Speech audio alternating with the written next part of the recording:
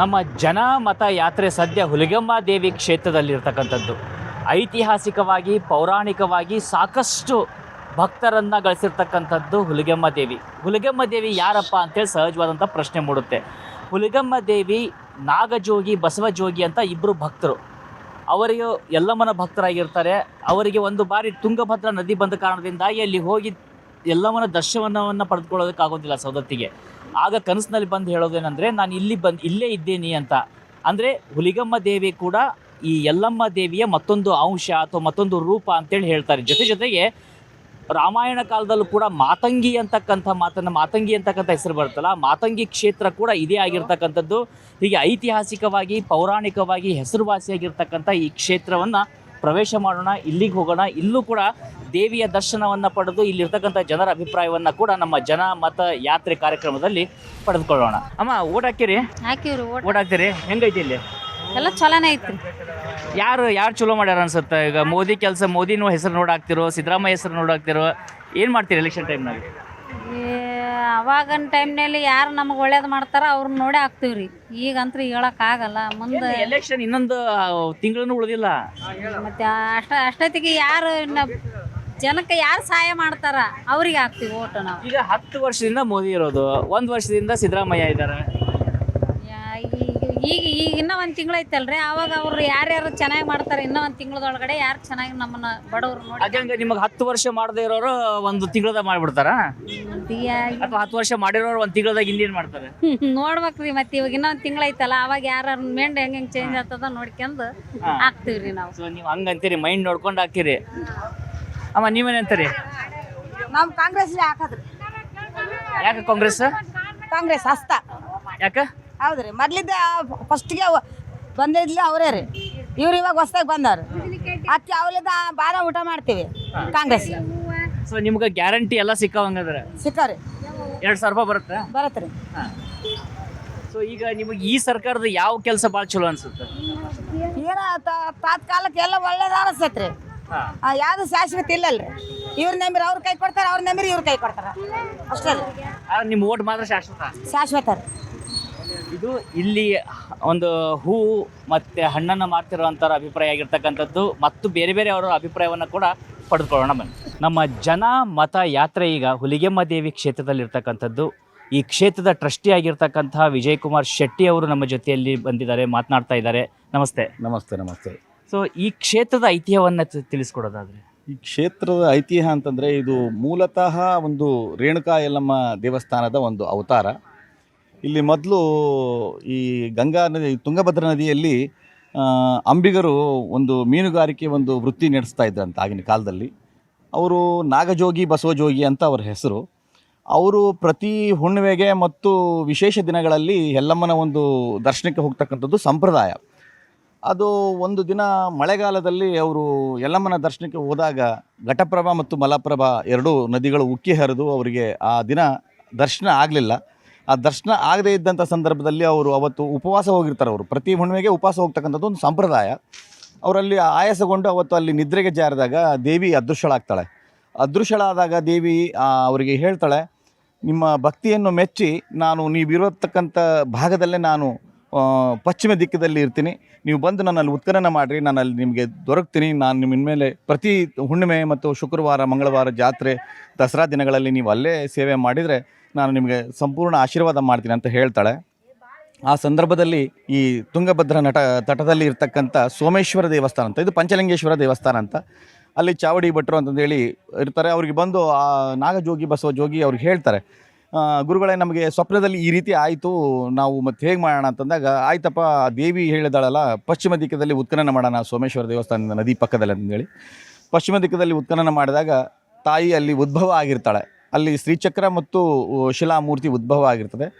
ಆ ಕಾಲಕ್ಕೆ ಅವರೇ ಅದನ್ನು ನಾಗಜೋಗಿ ಬಸವಜೋಗಿ ಹಂಗೆ ಪೂಜೆ ಮಾಡ್ಕೊಳ್ತಾ ಇದು ಚಾವಡಿ ಭಟ್ರು ಇರ್ತಾರೆ ಇಲ್ಲಿ, ಅವರು ಪೂಜಾ ಕೈಂಕರ್ಯಗಳನ್ನು ನಡೆಸ್ಕೊಂಡು ಬರ್ತಾ ಇರ್ತಾರೆ.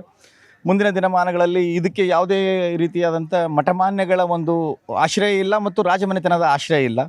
ದೀನದಲಿತರ ಮತ್ತು ಬಡವರ ಒಂದು ದೇವಸ್ಥಾನ ಆಗಿರೋದ್ರಿಂದ ಆ ಬಡವರು ತಮ್ಮ ಶಕ್ತಿ ಅನುಸಾರವಾಗಿ ಈ ದೇವಸ್ಥಾನವನ್ನು ಜೀರ್ಣೋದ್ಧಾರ ಮಾಡ್ಕೊಂಡು ಬಂದಿರತಕ್ಕಂಥದ್ದು ಪ್ರತೀತಿ. ಇದಕ್ಕೆ ಯಾವುದೇ ಒಂದು ಆಯ ಇಲ್ಲ. ಈ ಗ್ರಾಮಕ್ಕೆ ಒಂದು ಆಯ ಇದೆ. ಯಾಕಂತಂದರೆ ಈ ಗ್ರಾಮದಲ್ಲಿ ನೀವು ನೋಡ್ಬೋದು, ದೇವಿ ದಕ್ಷಿಣಾಭಿಮುಖವಾಗಿದ್ದಾಳೆ. ಈ ಥರ ದೇವಸ್ಥಾನಗಳು ಇರ್ತಕ್ಕಂಥದ್ದು ನಮ್ಮ ಭಾರತ ದೇಶದಲ್ಲಿ 3 ದೇವಸ್ಥಾನಗಳು. ಒಂದು ಕಲ್ಕಟಾ ಕಾಳಿ, ಅಲ್ಲಿ ಹುಗ್ಲಿ ನದಿ ಉತ್ತರ ವಾಹಿನಿಯಾಗಿದೆ, ಕಾಳಿ ದಕ್ಷಿಣಾಭಿಮುಖವಾಗಿದ್ದಾಳೆ.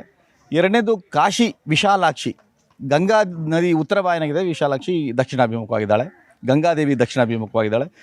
3ನೇ ಸ್ಥಾನನೇ ಹುಲಿಗೆಮ್ಮ ವ್ಯಾಘ್ರಪುರಿ ಅಂತಂದೇಳಿ ಇದರ ಸ್ಥಳ ಹೆಸರು. ಇಲ್ಲಿ ದೇವಿ ದಕ್ಷಿಣಾಭಿಮುಖವಾಗಿದ್ದಾಳೆ, ತುಂಗಭದ್ರಾ ನದಿ ಉತ್ತರ ವಾಹಿನಿಯಾಗಿದೆ. ಇವು ಪ್ರಕೃತಿಯ ಒಂದು ವಾಸ್ತುದಲ್ಲಿರ್ತಕ್ಕಂಥ ದೇವಸ್ಥಾನಗಳು. ಹಾಗಾಗಿ ಈ ದೇವಸ್ಥಾನಗಳಲ್ಲಿ ಯಾರೇ ಒಂದು ಭಕ್ತರು ಬಂದು ಹರಕೆ ಮಾಡಿಕೊಂಡ್ರೆ ತತ್ಕ್ಷಣ ಫಲ ಕೊಡ್ತಕ್ಕಂಥ ದೇವಸ್ಥಾನ ಅಂತ ಒಂದು ಪ್ರತೀತಿ.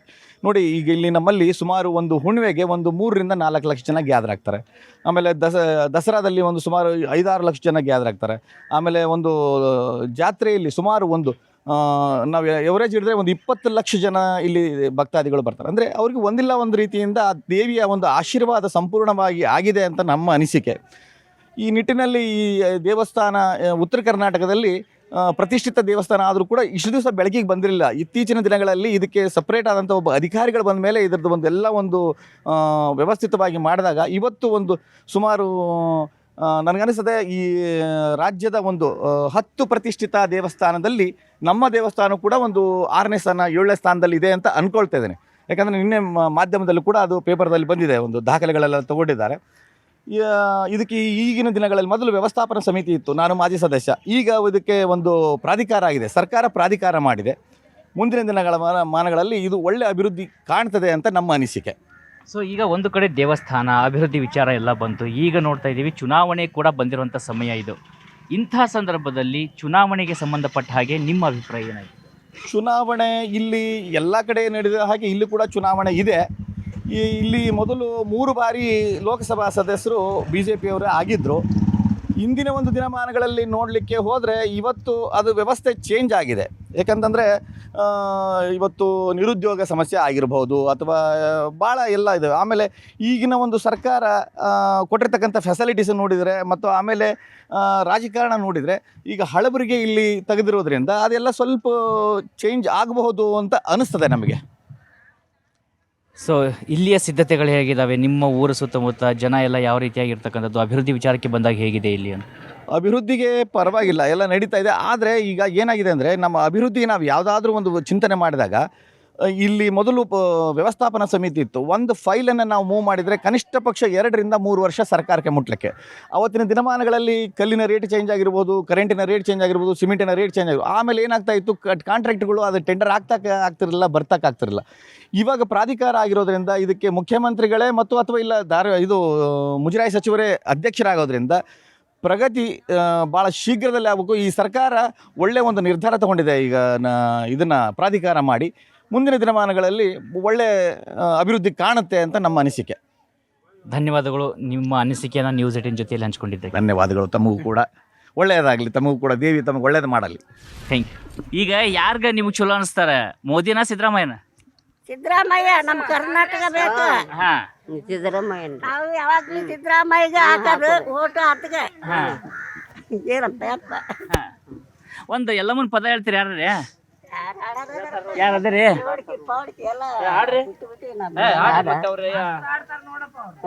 ನೀನು ಹಾಡು ಬಾ, ನಮ್ಮ ಬಾಯಾಗ ಹಳ್ಳಿಲ್ಲ, ಬಾ ಹಾಡು ಬಾ ಕಿಸ್ ಬಾಯ್, ಅಲ್ಲ ಕಿಸ್ ಬಾಯ್. ಒಂದ್ ಹಂಗ ಹೇಳ್ರಿ, ಬಾ ಒಂದ್ ಪದ ಹಾಡ್ರಿ.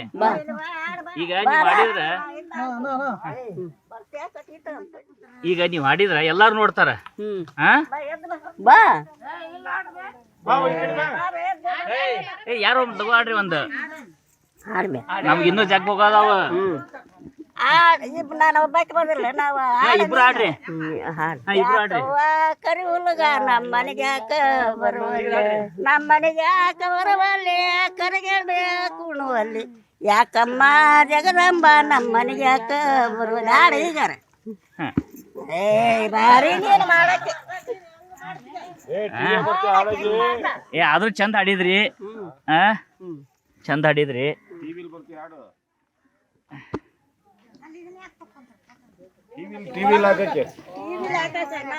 ಸರಿ,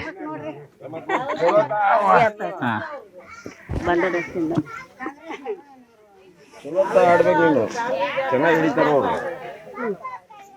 ನೀವು ಏನು ಆರ್ಸ್ ಬರ್ತೀರಿ ತಗೋ ಆರ್ಸ್ ಬರ್ತೀರಿ ನಾವು ಚಾನಲ್ ಅವರು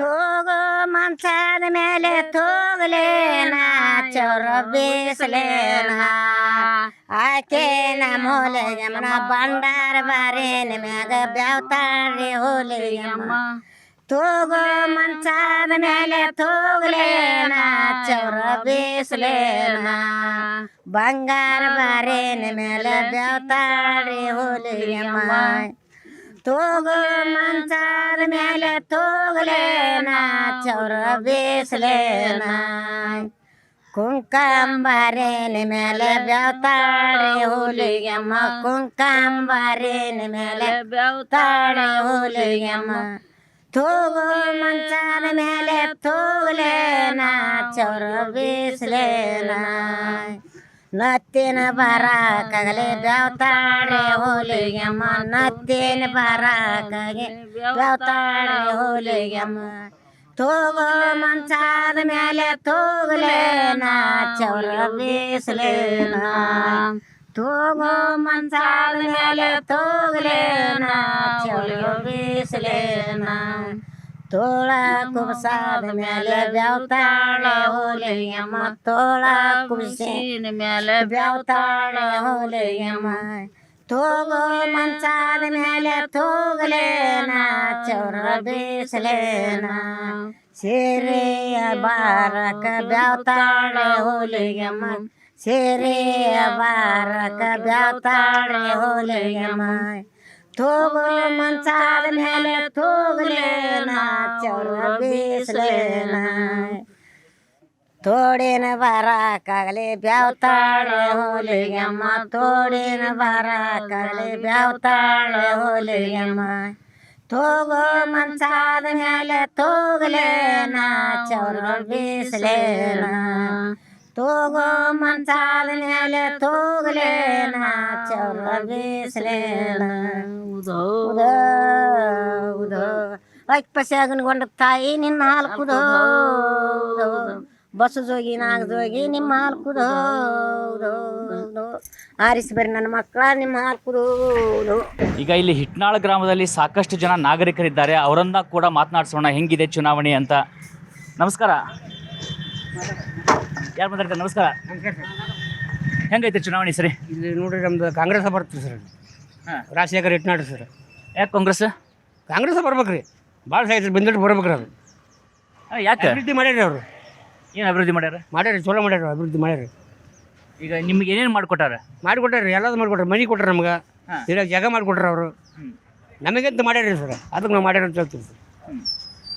ಮತ್ತು ಈಗ ಇಲ್ಲಿ ನಾವು ನೋಡಿದ್ವಿ 3 ಟರ್ಮ್ ಆಯ್ತು BJP ಬಂದಿಲ್ಲ, ಇಲ್ಲಿ ಇದು ಕಾಂಗ್ರೆಸ್ ಬಂದಿಲ್ಲ. ಇಲ್ಲೇ ಬಂದಿಲ್ರಿ, 3 ಸಲ ಬಂದಿಲ್ರಿ ಸರ್. ಈ ಸಲ ಬರ್ತದೆ ಸರ್, ಈ ಸಲ ಬರ್ತದೆ ಸರ್. ಯಾಕೆ ಇಲ್ಲಿ BJP ಬರಂಗಿಲ್ಲ ಅಂತೀರಿ? ಬರಗಲ್ರಿ ಸರ್ ಈ ಸಲ. ಹಾಂ, ಈ ಸಲ ಬರಗಲ್ರಿ. ನೀವೇನಂತೀರಿ? ಕಾಂಗ್ರೆಸ್ ಸರ್. ಯಾಕೆ ಕಾಂಗ್ರೆಸ್ ಅದಕ್ಕಂದ್ರೆ ಅದು ಈಗ ಎಲ್ಲ ಅಭಿವೃದ್ಧಿ ಏನು ಐದು ಅಭಿವೃದ್ಧಿ ಏನು ಮಾಡಿದಾರೆ ಸರ್, ಎಲ್ಲ ಓಕೆ ಆಗಿದೆ ಸರ್. ಈಗ ಯಾವ್ಯಾವ್ದು ಓಕೆ ಆಗ್ಯದ ಅನ್ಸುತ್ತೆ ನಿಮಗೆ? ಇದು ಹೆಣ್ಮಕ್ಳು ಬಸ್ಸಿಂದ ರೀ 2000 ರೂಪಾಯಿ ರೀ, ಅಕ್ಕಿ ರೀ, ಆಮೇಲೆ ಕರೆಂಟ್ ಬಿಲ್ ರೀ, ಎಲ್ಲ ಅವ್ರು ಏನು ಹೇಳ್ಯಾರ ಅದೆಲ್ಲ ಮಾಡಿಕೊಟ್ಟಾರ ಸರ್. BJP ಅವ್ರು ಏನು ಮಾಡಿರಿ ಸರ್? ಏನು ಮಾಡಿಲ್ಲ. ಯಾಕಂದ್ರೆ 15 ಕೋಟಿ ರೂಪಾಯಿ 15 ಲಕ್ಷ ರೂಪಾಯಿ ಹಾಕ್ತೀನಿ ಅಂತ ಹೇಳಿದ್ರು. ಎಲ್ಲಿ ಹಾಕಿದ್ರು ಸರ್? ಮಾಡಿದ್ರ? ಮಾಡಿಲ್ಲ. ಅವರು ಏನು ಮಾಡಿದ್ದಾರೆ ಅಂತ ತೋರಿಸ್ಕೊಡ್ರಿ. ಬೇಕಾದ್ರೆ ತೋರಿಸ್ರಿ, ಇಲ್ಲಿ ಇಡೀ ಕೊಪ್ಪಳ ಜಿಲ್ಲಾದಲ್ಲಿ ಅಲ್ಲ, ಬೇರೆ ಕಡೆ ಎಲ್ಲೇ ಆಗೋಲ್ದಕ್ಕ ತೋರಿಸ್ರಿ. ಅದು ಬೇಕಾದ್ರೆ ಅದಕ್ಕೆ ನಾವು ಏನಂತೀವಿ ಅದಕ್ಕೆ ನೀವು ಏನು ಹೇಳ್ತೀರಿ ಅದಕ್ಕೆ ನಾವು ರೆಡಿ. ಯಾಕಂದ್ರೆ ನಮ್ಮ ಕೊಪ್ಪಳ ಜಿಲ್ಲಾದಲ್ಲಿ ಅಂದ್ರೆ ಕಾಂಗ್ರೆಸ್ ಬರೋದು ಏನ್ರಿ, ಯಾಕಂದ್ರೆ ಕಾಂಗ್ರೆಸ್ ಆಗತ್ತೆ ಸರ್. ಅದು ಬಿಟ್ಟು ಬೇರೆ BJP ಆಗಂಗಿಲ್ಲ ರೀ. ಅವ್ರು BJP ಆಗಷ್ಟಾಗತ್ತಾ, ಹಿಂಗಾಗತ್ತಾ ಹಂಗಾಗತ್ತ ಅಂತ ಹೇಳ್ತಾರಲ್ಲ, ಆಗ್ಲಾರ್ದ ಅದೆಲ್ಲ ಏನು ಸರ್. ಈಗ ರಸ್ತೆ ಗಿಸ್ತೆ ಏನೂ ಮಾಡಿಲ್ಲ, ಏನೂ ಅಭಿವೃದ್ಧಿ ಆಗಿಲ್ಲ, ಗ್ಯಾರಂಟಿ ಇಷ್ಟ ಕೊಟ್ಟಾರ ಅಂತಾರೆ. ಯಾರು ಅಂತಾರೆ ಸರ್? ಈಗ ವಿರೋಧ ಪಕ್ಷದವರು BJP ಅವ್ರು ಹಂಗೆ ಅವ್ರ ದುನಿಯಾ ಅಂತ ನಮಗೆ ಮಾಡ್ಕೊಟ್ರಲ್ರಿ, ಎಲ್ಲ ಮಾಡ್ಕೊಟ್ರಲ್ರಿ. ಅವ್ರು 10 ವರ್ಷ ಅವ್ರ ಮಾಡಿಲ್ಲ, ಮತ್ತೆ ಬೇರೆ ಮಾಡ್ಕೊಟ್ರಲ್ರಿ. 10 ವರ್ಷ ಅವ್ರ ಮಾಡಿಲ್ಲ. ಇವ್ರು ಏನು ಮಾಡ್ತಾರೆ? ಎಲ್ಲಿ ಏನು ಮಾಡ್ಕೊಟ್ರಿ ಸರ್? ಮಾಡ್ತಾರೆ. ಸ್ವಲ್ಪ ಎಲ್ಲಿ ದಾರಾಗ ಏನು ಇದಾಗಿತ್ತಂದ್ರು ಏನು ಮಾಡಿಕೊಟ್ಟೇ ಇಲ್ಲ. ಕಾಂಗ್ರೆಸ್ ಎಲ್ಲಿ ಏನು ಇತ್ತಂದ್ರು ಎಲ್ಲಿ ವಸ್ತು ಮಾಡ್ಕೊಟ್ರ ಸರ್. ಓದಿ ಗ್ಯಾರಂಟಿ ಹೇಳಿದ್ವ ಕೊಟ್ಟಿಲ್ಲ ಅದ. ಇವ್ರ ಗ್ಯಾರಂಟಿ ಹೇಳಿದ್ವು ಕೊಟ್ರಿ ಎಲ್ಲರಿಗೆ, ಹೆಣ್ಮಕ್ಳಿಗೆ ಬಸ್ ಅವ್ರೇನು ಕೊಟ್ರಿ? ಅವಾಗ ಎಲ್ಲ ಇವರು ಇದನ್ನು ಮಾಡಿದ್ದಾರೆ. ಅವ್ರು ಏನು ಮಾಡಿದ್ದಾರೆ ಅವಾಗ? ಗ್ಯಾರಂಟಿ ಹೇಳಿದ್ರು 5 ವರ್ಷದಿಂದ. ಮತ್ತೇನು ಮಾಡಿದ್ರು ಅವಾಗ? ಇವ್ರ ಗ್ಯಾರಂಟಿ ಹೇಳಿದ್ವು, 5 ಗ್ಯಾರಂಟಿ ಕೊಟ್ಟರು ಇವರು. ಸೊ ಹೇಳಿದ್ದು ಈಗ ಕಣ್ಣು ಮುಂದೆ ಕಾಣೋಂಗೆ ಕೊಟ್ಟಾರ ಅನ್ನೋದು ನೀವು ಹೇಳೋದು. ಹೌದ್ರಿ. ನಮ್ಮ ಜನ ಮತ ಯಾತ್ರೆ ಸದ್ಯ ಕೊಪ್ಪಳ ಜಿಲ್ಲೆಯ ಬಸಾಪುರ ಗ್ರಾಮದಲ್ಲಿರ್ತಕ್ಕಂಥದ್ದು. ಇಲ್ಲಿ ಭತ್ತದ ಗದ್ದೆಯಲ್ಲಿ ಸಾಕಷ್ಟು ಜನ ರೈತರು ತಮ್ಮ ಕೆಲಸವನ್ನು ಮಾಡ್ತಾ ಇದ್ರು. ಇಲ್ಲಿ ಭತ್ತದ ಕಟಾವು ಕೂಡ ಆಗ್ತಾ ಇದೆ. ಇವರನ್ನು ಈ ಒಂದು ಸಂದರ್ಭದಲ್ಲಿ ಈ ಬಾರಿಯ ಚುನಾವಣೆ ಅವರ ಯಾವ ರೀತಿಯಾಗಿರ್ತಕ್ಕಂಥ ಕ್ಯಾಂಡಿಡೇಟನ್ನು ಗಮನಿಸ್ತಾರೆ ಎಲ್ಲವನ್ನು ಅವ್ರ ಜೊತೆಯಲ್ಲಿ ಮಾತನಾಡ್ತಾ ಹೋಗೋಣ. ನಮಸ್ತೆ. ನಮಸ್ತೆ ಸರ್. ಏನು ಭತ್ತ ಕಟಾವು ಜೋರ? ಜೋರಿದೆ ಸರ್, ಮಾಮೂಲಿ ಇದೆ ಸರ್. ಇಲ್ಲಿ ಮಾಮೂಲಿ ಹಚ್ಚಿದ್ದಾರೆ, ಭಾಳ ಬೆಳೆ ಇಲ್ಲ, ಅಷ್ಟು ಕಷ್ಟ ಇದೆ ಸರ್. ಬೆಳೆ ಕೂಡ ಅಷ್ಟೇ ಕಮ್ಮಿ ಬರ್ತಾ ಇದೆ. ರೈತರಿಗೆ ಸ್ವಲ್ಪ ಭಾಳ ಕಷ್ಟನೇ ಆಗ್ತಿದೆ ಸರ್. ಇಲ್ಲಿ ಯಾವ ತಳಿದು ಭತ್ತ ಬೆಳೆಯೋದು ನೀವು? ಇದು RNR ಅಂತೇಳಿ ಹೊಸ ಬೆಳೆ ಸರ್. ಇದು ಸ್ವಲ್ಪ ರೇಟ್ ಸಿಗುತ್ತೆ ಸರ್, ಆದರೆ ಭತ್ತ ಕಮ್ಮಿ ಬರುತ್ತೆ ಸರ್. ಇದು ಅಂದರೆ ಏನು ಎಕ್ಸ್ಪೋರ್ಟ್ ಕ್ವಾಲಿಟಿನಾ ಅಥವಾ ಹೆಂಗೆ? ಇದು 2 ವರ್ಷ ಆಯ್ತು ಸರ್ ಇದು ಬರೋಕೆ. ಈಗ ಬೆಳೆ ಫಸ್ಟ್ ಬೆಳೆ ಏನು ಬೇಷ ಬಂದಿದೆ ಸರ್. ಈಗ 30 ಹಂಗೆ ಬರ್ತಿದೆ ಸರ್. ಅಂದರೆ ಇದಕ್ಕೆ ಜಾಸ್ತಿ ನಿಮಗೆ ವ್ಯಾಪಾರಸ್ಥರು ಅಲ್ಲಿರೋದು? ಅಂದರೆ ಯಾರು ನೀವು ಸಿಟಿ ಕಳಿಸ್ತೀರಾ, ಬೇರೆ ದೇಶಕ್ಕೆ ಕಳಿಸ್ತೀರಾ, ಹೆಂಗೆ? ಹೊರಗಡೆ ಮಾರ್ಕೆಟ್ ಇದೆ ಸರ್. ಇಲ್ಲಿ ಕೊಪ್ಪಳದಲ್ಲಿ ಏನು ಮಾಡ್ತಿದ್ದಾರೆ ಅಂದರೆ ಹೊರಗಲಿಂದ ಬರ್ತಾ ಇಲ್ಲ. ಇವ್ರು ಕೇಳಿದ ರೇಟಿಗೆ ಕೊಡ್ಬೇಕಾಗ್ತದೆ ಸರ್ ನಾವು. ಸೊ ಈಗ ಒಂದು ಕಡೆ ನಿಮ್ಮದು ರೈತರದ ನಿಮ್ಮದೇ ಆಗಿರ್ತಕ್ಕಂಥ ಸಮಸ್ಯೆಗಳು, ಮತ್ತೊಂದು ಕಡೆ ಚುನಾವಣೆ ಬರ್ತಾ ಇದೆ. ಚುನಾವಣೆಯಲ್ಲಿ ನೀವೇನು ಗಮನಿಸ್ತೀರಿ? ಹೇಗಿದೆ ಚುನಾವಣೆಯಲ್ಲಿ? ನಮ್ಮ ಚುನಾವಣೆಯಲ್ಲಿ ನಾವು ಮೋದಿಗೆ ಓಟ್ ಸರ್. ಯಾಕಂದರೆ ನಮಗೆ ನ್ಯಾಯ ಅಲ್ಲೇ ಸಿಗ್ತೈತೆ ಅಂತೇಳಿ ಗ್ಯಾರಂಟಿ ಇದೆ ಸರ್ ನಮಗೆ. ನಾವು ಕ್ಯಾಂಡಿಡೇಟ್ ಯಾರಂತ ನೋಡ್ತಾ ಇಲ್ಲ ಸರ್. ನಾವು ನಮ್ಮ ಮೋದಿ ಬರ್ಬೇಕಂತೇಳಿ ಆಸೆ ಸರ್ ಅಷ್ಟೇ. ಯಾಕೆ ಮೋದಿ? ಮೋದಿ ಅಂದರೆ ದೇಶದ ಬಗ್ಗೆ ಎಲ್ಲ ಆಲೋಚನೆ ಮಾಡ್ತಾನೆ ಸರ್. ರೈತರ ಬಗ್ಗೆ ಆಲೋಚನೆ ಮಾಡ್ತಾನೆ, ಜನರ ಬಗ್ಗೆ ಆಲೋಚನೆ ಮಾಡ್ತಾನೆ. ಅವ್ನು ಸಂಪಾದಿಸ್ಬೇಕು ಅನ್ನೋದು ಅವ್ರಿಗೆ ಇಲ್ಲ ಸರ್. ಅವ್ರಿಗೆ ಜನರು ಬೇಸಿರ್ಬೇಕು, ದೇಶ ಬೇಸಿರ್ಬೇಕು. ನಂಬರ್ 1 ಸ್ಥಾನದಲ್ಲಿ ದೇಶವನ್ನು ಆಡಳಿತ ತರಬೇಕಂತೇಳಿ ಅವರಲ್ಲಿ ಇನ್ನಂತೆ ಕೊಯ್ತು ಸರ್ ಅವ್ರಿಗೆ. ರಾಜ್ಯ ಸರ್ಕಾರ 5 ಗ್ಯಾರಂಟಿ ಅನ್ನತ್ತೆ, ನೀವು ಮೋದಿನ ಗ್ಯಾರಂಟಿ ಅಂತೀರಿ. ಇಲ್ಲ ಸರ್, ಗಂಡು ಮಕ್ಕಳು ಓಟ್ ಆಗಲಿಲ್ಲ ಅಂದರೆ ಅವ್ರೇನು ಗೆಲ್ಲಕ್ಕಾಗಲ್ಲ. ಹೆಣ್ಮಕ್ಳು ಅಷ್ಟೇ ಫ್ರೀ ಕೊಟ್ಟಿದ್ದಾರೆ, ಗಂಡು ಮಕ್ಕಳಿಗೇನು ಫ್ರೀ ಕೊಡ್ತಾ ಇಲ್ಲ. ಅದು 2,000 ಹೆಣ್ಮಕ್ಳು ಕೊಟ್ಟರೆ ಗಂಡು ಮಕ್ಕಳಿಂದ ಕಸ್ಕೊಂತಿದ್ದಾರೆ ಸರ್ ಅವರು, ಅಷ್ಟೇ ಸರ್. ಸೊ ಅದು ಇಲ್ಲಿಯ ರೈತರ ಒಂದು ಭಾವನೆ ಆಗಿರ್ತಕ್ಕಂಥದ್ದು. ಅವರಿಗೆ ಒಂದು ಕಡೆ ರಾಜ್ಯ ಸರ್ಕಾರದ ಗ್ಯಾರಂಟಿ ಇದ್ದರೆ ಇನ್ನು ಮೋದಿನ ಗ್ಯಾರಂಟಿ ಅಂತ ಇವ್ರು ಹೇಳ್ತಿರುವಂಥದ್ದು. ನಮ್ಮ ಯಾತ್ರೆಯನ್ನು ಮುಂದುವರ್ಸೋಣ. ನಮ್ಮ ಜನ ಮತ ಯಾತ್ರೆ ಇವತ್ತು ಹನುಮನ ಊರಿನಲ್ಲಿದೆ. ಹನುಮ ಅಂದಾಕ್ಷಣ ದೇಶದ ಪ್ರತಿಯೊಬ್ಬರಿಗೂ ಕೂಡ ಈ ಊರಿನ ಹೆಸರು ನೆನಪಾಗುತ್ತೆ. ಯಾಕಂದರೆ ಹನುಮ ಕನ್ನಡಿಗ. ಆ ಕನ್ನಡಿಗ ಹುಟ್ಟಿದ್ದು ಇದೇ ಅಂಜನಾದ್ರಿ ಬೆಟ್ಟದಲ್ಲಿ. ಒಂದು ಕಡೆ ಆಂಜನೇಯ, ಮತ್ತೊಂದು ಕಡೆ ಹುಲಿಗೆಮ್ಮ ದೇವಿ. ಹೀಗೆ ವಿಭಿನ್ನವಾಗಿರ್ತಕ್ಕಂಥ ಪರಿಸರವನ್ನು, ಕಲ್ಲುಗಳಲ್ಲೂ ಕೂಡ ಸಂಗೀತವನ್ನು ಹೊಮ್ಮಿಸುವಂಥ ಕಲೆಗಾರರ ಈ ಜಿಲ್ಲೆ ಇವತ್ತು ಸಾಕಷ್ಟು ಚರ್ಚೆಗೆ ಕಾರಣವಾಗಿರ್ತಕ್ಕಂಥದ್ದು. ಹಾಗಿದ್ರೆ ನಮ್ಮ ಜನ ಮತ ಯಾತ್ರೆಯಲ್ಲಿ ಯಾರು ಏನು ಹೇಳ್ತಾರೆ, ಜನ ಏನು ಹೇಳ್ತಾರೆ, ಈ ಬಾರಿ ಜನರ ಮನಸ್ಸನ್ನು ಗೆಲ್ಲುವಂಥವ್ರು ಯಾರು ನೋಡೋಣ ಬನ್ನಿ. ಅಂಜನಾದ್ರಿ ಬೆಟ್ಟಕ್ಕೂ ಕೂಡ ಸಾಕಷ್ಟು ಜನ ಬಂದಿದ್ದಾರೆ, ಇಲ್ಲೊಂದು ಜನ ಯುವಕರಿದ್ದಾರೆ, ಅವ್ರನ್ನೂ ಕೇಳೋಣ ಎಲೆಕ್ಷನ್ ಬಗ್ಗೆ. ನಮಸ್ತೆ. ನಮಸ್ತೆ ಸರ್. ನಮಸ್ತೆ ಸರ್. ಹೇಗಿದೆ ಚುನಾವಣೆ? ಸರ್ ನಡೀತಾ ಇದೆ ಸರ್, ಜೋಶ್ ನಡೀತಾ ಇದೆ ಸರ್. ಇಲೆಕ್ಷನ್ನು ಯಾಕಪ್ಪ ಅಂತಂದರೆ ಪ್ರತಿ ವರ್ಷಕ್ಕಿಂತ ಈ ಬಾರಿ ವಿಭಿನ್ನ ಆಗ್ತದೆ ಅನಿಸ್ತದೆ ಸರ್ ನಮಗೆ. ಯಾಕೆ ಹಂಗೆ ಅನಿಸುತ್ತೆ? ಏನಪ್ಪ ಅಂತಂದ್ರೆ ಈಗ ಏನಪ್ಪ ಅಂತಂದರೆ ದೇಶದಲ್ಲಿ ಟ್ರೆಂಡ್ ಚಾಲೂ ಆಗಿದೆ ಸರ್ ಹೊಸದು. ಈಗ ರಾಹುಲ್ ಗಾಂಧಿಯವ್ರನ್ನೂ ಟ್ರೆಂಡ್ ಚಾಲೂ ಆಗ್ಯದ ರೀ. ಅದೇ ರೀತಿಯಾಗಿ ನರೇಂದ್ರ ಮೋದಿಯವ್ರನ್ನೂ ಸ್ವಲ್ಪ ರಾಮ ಮಂದಿರ ಕಟ್ಟೋದ್ರಲ್ಲ, ಅದೊಂದು ಹೊಸ ಟ್ರೆಂಡ್ ಸ್ಟಾರ್ಟ್ ಆಗಿದೆ ಅಂತ ಅನಿಸ್ತಾ ಇದೆ ಸರ್. ಈಗ ಮತ ಹಾಕುವಾಗ ನೀವೆಲ್ಲ ಈಗ ಮತ ಹಾಕ್ತೀರಿ. ಮತ ಹಾಕುವ ಸಂದರ್ಭದಲ್ಲಿ ನೀವು ಕೇಂದ್ರದಲ್ಲಿ ಮುಖ್ಯವಾಗಿ ನಾಯಕ ಯಾರು ಇರಬೇಕು ಅಂತೇಳಿ ನೋಡ್ತಿರೋ, ನಿಮ್ಮ ಜಿಲ್ಲಾ ಮಟ್ಟದಲ್ಲಿ ಇರ್ತಕ್ಕಂಥ ನಾಯಕರು ಮುಖ್ಯರಾಗ್ತಾರೆ? ಜಿಲ್ಲಾ ಮಟ್ಟದ ನಾಯಕರು ಬೇಕು ಸರ್, ಅವಶ್ಯಕತೆ ಅದ. ಆದ್ರೆ ಕೇಂದ್ರ ನಾಯಕರು ಒಳ್ಳೆಯವರಿದ್ದರೆ ಜಿಲ್ಲಾ ನಾಯಕರು ಒಳ್ಳೆಯವರಾಗಲಿಕ್ಕೆ ಬದಲಾಯಿಸೋಕೆ ಸಾಧ್ಯ ಆಗ್ತದೆ ರೀ. ನಾವು ಕೇಂದ್ರ ನಾಯಕರೇ ಸರಿ ಇದ್ದಿತ್ತಲ್ಪ ಅಂದ್ರೆ ಜಿಲ್ಲಾ ನಾಯಕರು ಏನು ಕೆಲಸ ಮಾಡೋಕ್ಕೆ ಸಾಧ್ಯನೇ ಇಲ್ಲ. ಕೇಂದ್ರ ನಾಯಕರ ಮೇಲೆ ಡಿಪೆಂಡ್ ಇರ್ತದೆ ಜಿಲ್ಲಾ ನಾಯಕರು. ಈಗ ಕೇಂದ್ರದಾಗ ಮೋದಿ ವರ್ಸಸ್ ರಾಹುಲ್ ಗಾಂಧಿ ಅಂತಾರೆ. ನಿಮ್ಮ ಪ್ರಕಾರ ನಿಮಗೆ ಯಾರು ಇಷ್ಟ ಅನ್ಸುತ್ತೆ? ಮೋದಿ ಇಷ್ಟ. ಯಾಕೆ? ಒಳ್ಳೆ ಕೆಲಸ ಮಾಡಿದ್ದಾರೆ. ಏನು ಒಳ್ಳೆ ಕೆಲಸ ಮಾಡಿದ್ದಾರೆ? ದೇಶದ ಮತ್ತು ಎಲ್ಲ ಒಳ್ಳೇದು ಮಾಡ್ಯಾರ. ಈಗ ಕಾಂಗ್ರೆಸ್ನವ್ರು ಹೇಳ್ತಾರಪ್ಪ, ಕಾಂಗ್ರೆಸ್ನವ್ರು ಏನಂತಾರೆ, ಮೋದಿ ಏನು ಕೆಲಸನೇ ಮಾಡಿಲ್ಲ, ನಾವು ಮಾತ್ರ ಕೆಲಸ ಮಾಡ್ತೀವಿ ಅಂತೇಳಿ ಅವ್ರು ಅಂತಾರೆ. ಇಲ್ಲ ಸರ್, ಮೋದಿ ಒಳ್ಳೆ ಕೆಲಸ ಮಾಡಿದ್ದಾನೆ ಸರ್. ನಿಮಗೆ ಯಾವ್ದು ಇಷ್ಟ ಆಗಿದೆ ಅವ್ರ ಕೆಲಸ? ಅವ್ರ ಕೆಲಸ ರಾಮ ಮಂದಿರ ಸರ್, ಇಲ್ಲಾಂದ್ರೆ ರೈತರಿಗೆ. ಸೊ ನೀವು ಆಂಜನೇಯನ ಭಕ್ತರು? ಆಂಜನೇಯನ ಅಪ್ಪಟ ಭಕ್ತರು ಸರ್. ನೀವು ಒಂದು ಸರ್ ಕಂಪೇರ್ ಮಾಡ್ಕೊಳ್ಳಿ, ಮೋದಿಗೆ ಮತ್ತು ರಾಹುಲ್ ಗಾಂಧಿಗೆ ಹೋಲಿಸಲಿಕ್ಕೆ ಹೋಗಿಬಿಡಿ ಸರ್. ಯಾಕಪ್ಪ ಅಂತಂದ್ರೆ ಆನೆಗೆ ಮತ್ತು ಇರುವಿಗೆ ಹೋಲಿಸಂಗತ್ತ ಸರ್ ನೀವು. ಆ್ಯಕ್ಚುಲಿ ಏನಪ್ಪ ಹೇಳ್ಬೇಕಪ್ಪ ಅಂತಂದ್ರೆ ಮೋದಿ ಗುರು, ಇವ ಶಿಷ್ಯನೂ ಇಲ್ಲ ಸರ್, ಆ ಲೆವೆಲ್ ಅದಾರೆ. ಅವ್ರಿಗೆ ಹೋಲಿಸಲಿಕ್ಕೆ ತಪ್ಪೇ ಅದ. ಮೋದಿ ಏನಪ್ಪ ಅಂತಂದ್ರೆ ನಮ್ಮ ದೇಶವನ್ನು ಒಂದು ಮಾದರಿ ದೇಶವಾಗಿ ಮಾಡಿಕೊಂಡಿದ್ದಾರೆ ಸರ್. ಅವರಿಗೆ ನಾವೆಲ್ಲರೂ ಕೂಡಿ ಸಪೋರ್ಟ್ ಕೊಟ್ಟು ನಾವು ಅವ್ರಿಗೆ ಬೆಂಬಲ ನಿಲ್ಬೇಕಾಗಿದ್ದು ಪ್ರತಿಯೊಬ್ಬ ಭಾರತೀಯನ ಕರ್ತವ್ಯ ಸರ್. ಇದು ನಾವು ಏನಪ್ಪ ಅಂತಂದ್ರೆ ಇದೇ ಅಪೇಕ್ಷೆ ಪಡ್ತೇವೆ ಸರ್. ಮೋದಿಗೆ ಬಿಟ್ಟು ಯಾರೂ ಬರ್ಲಿಕ್ಕೆ ಸಾಧ್ಯನೇ ಇಲ್ಲ, ಬರ್ಲಿಕ್ಕೂ ಹೋಗ್ಬೇಡ ಸರ್. ಸೊ ಇವತ್ತಿನ ಸಂದರ್ಭದಲ್ಲಿ ಈ ಯುವಕರು ಹೇಳ್ತಾ ಇರುವಂಥದ್ದು ಮೋದಿ ಮುಖ್ಯ ಅಂತೇಳಿ. ಬನ್ನಿ ಬೇರೆಯವ್ರನ್ನು ಕೂಡ ಮಾತನಾಡಿಸೋಣ, ನಮ್ಮ ಯಾತ್ರೆಯನ್ನು ಮುಂದುವರಿಸೋಣ. ನಾವೀಗ ವಿಜಯನಗರ ಸಾಮ್ರಾಜ್ಯದ ಮೊದಲ ರಾಜಧಾನಿ ಆನೆಗುಂದಿ ಗ್ರಾಮದಲ್ಲಿದ್ದೀವಿ. ಆನೆಗುಂದಿಯ ಶ್ರೀ ರಂಗನಾಥ ಸ್ವಾಮಿ ದೇವಸ್ಥಾನದ ಬಳಿ ಇರ್ತಕ್ಕಂಥದ್ದು. ಇದರ ಮುಂದೆ ಇಲ್ಲಿ ಒಂದು ಅಂಗಡಿ ಇದೆ, ಇಲ್ಲಿ ಸಾಕಷ್ಟು ಜನ ಕುಳಿತುಕೊಂಡಿದ್ದಾರೆ. ಅವ್ರನ್ನ ಮಾತಾಡ್ಸೋಣ. ಅವರ ಬಳಿಯಲ್ಲೂ ಕೂಡ ಈ ಚುನಾವಣೆಯ ಬಗ್ಗೆ ಅವರ ಮನಸ್ಸಿನಲ್ಲಿ ಇರ್ತಕ್ಕಂಥದ್ದೇನು, ಯಾವ ನಾಯಕರು ಅವರ ಮನಸ್ಸನ್ನು ಗೆಲ್ತಾರೆ ಮಾತಾಡ್ಸೋಣ ಬನ್ನಿ. ಹೆಂಗಿದೆ ಎಲೆಕ್ಷನ್?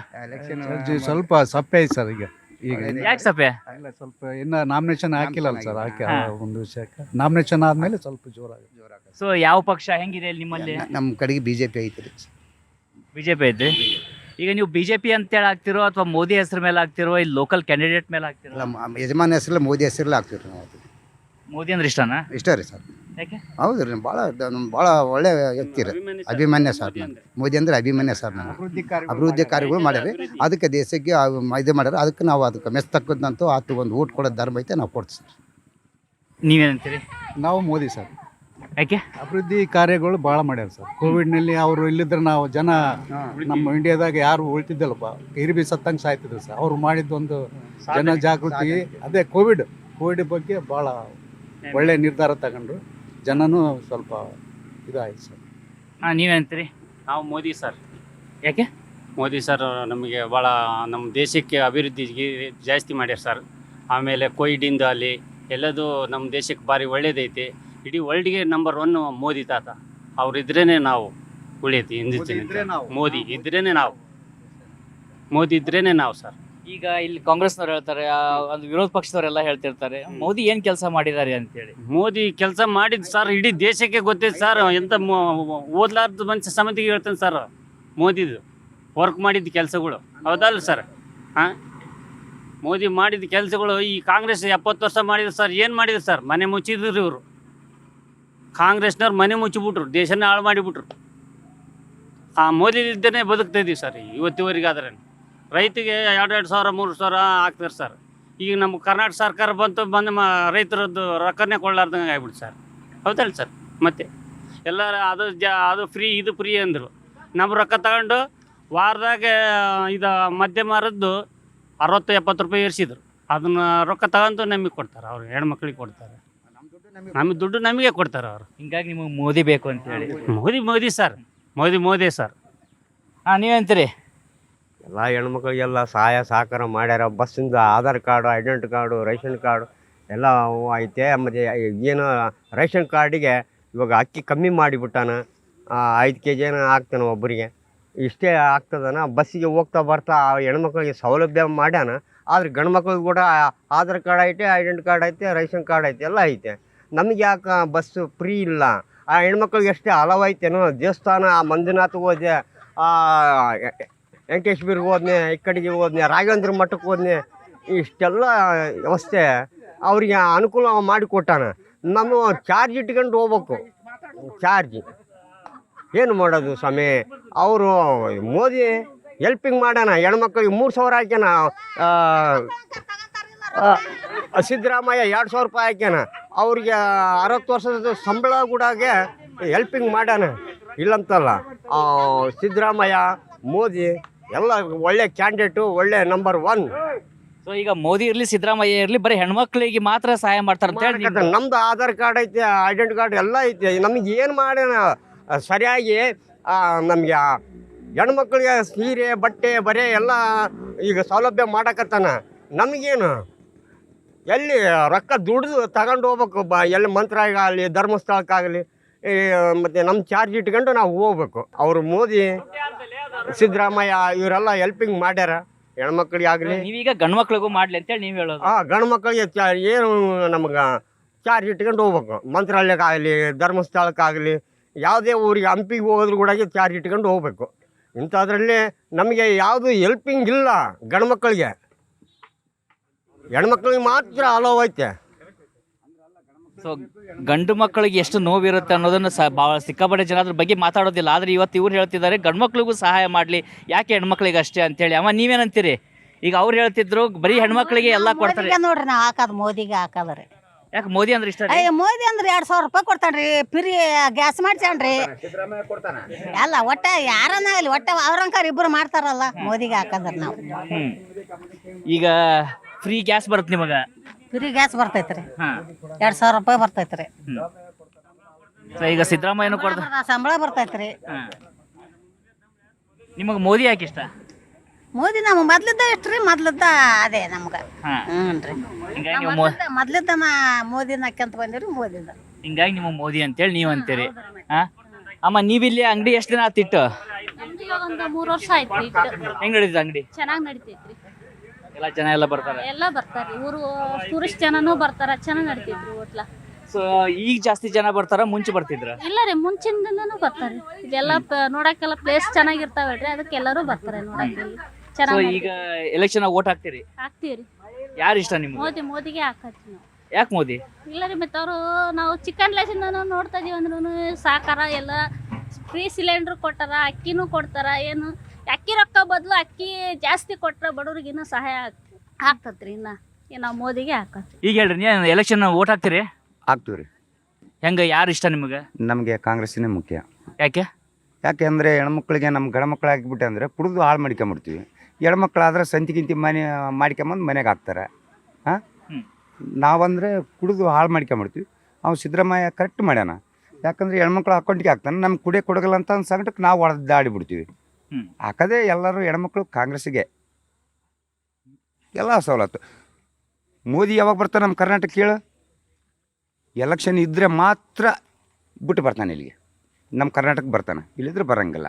ಒಂದು ಸಲ ಬಂದ್ಬಿಡ್ತಾನೆ, ಎಲೆಕ್ಷನಿಗೆ ಬಂದ ಅಂದ್ರೆ ಬಂದು ಪ್ರಚಾರ ಮಾಡಿಬಿಟ್ರೆ ಮೋದಿ, ಇಲ್ಲಿದ್ರೆ ಇಲ್ಲ.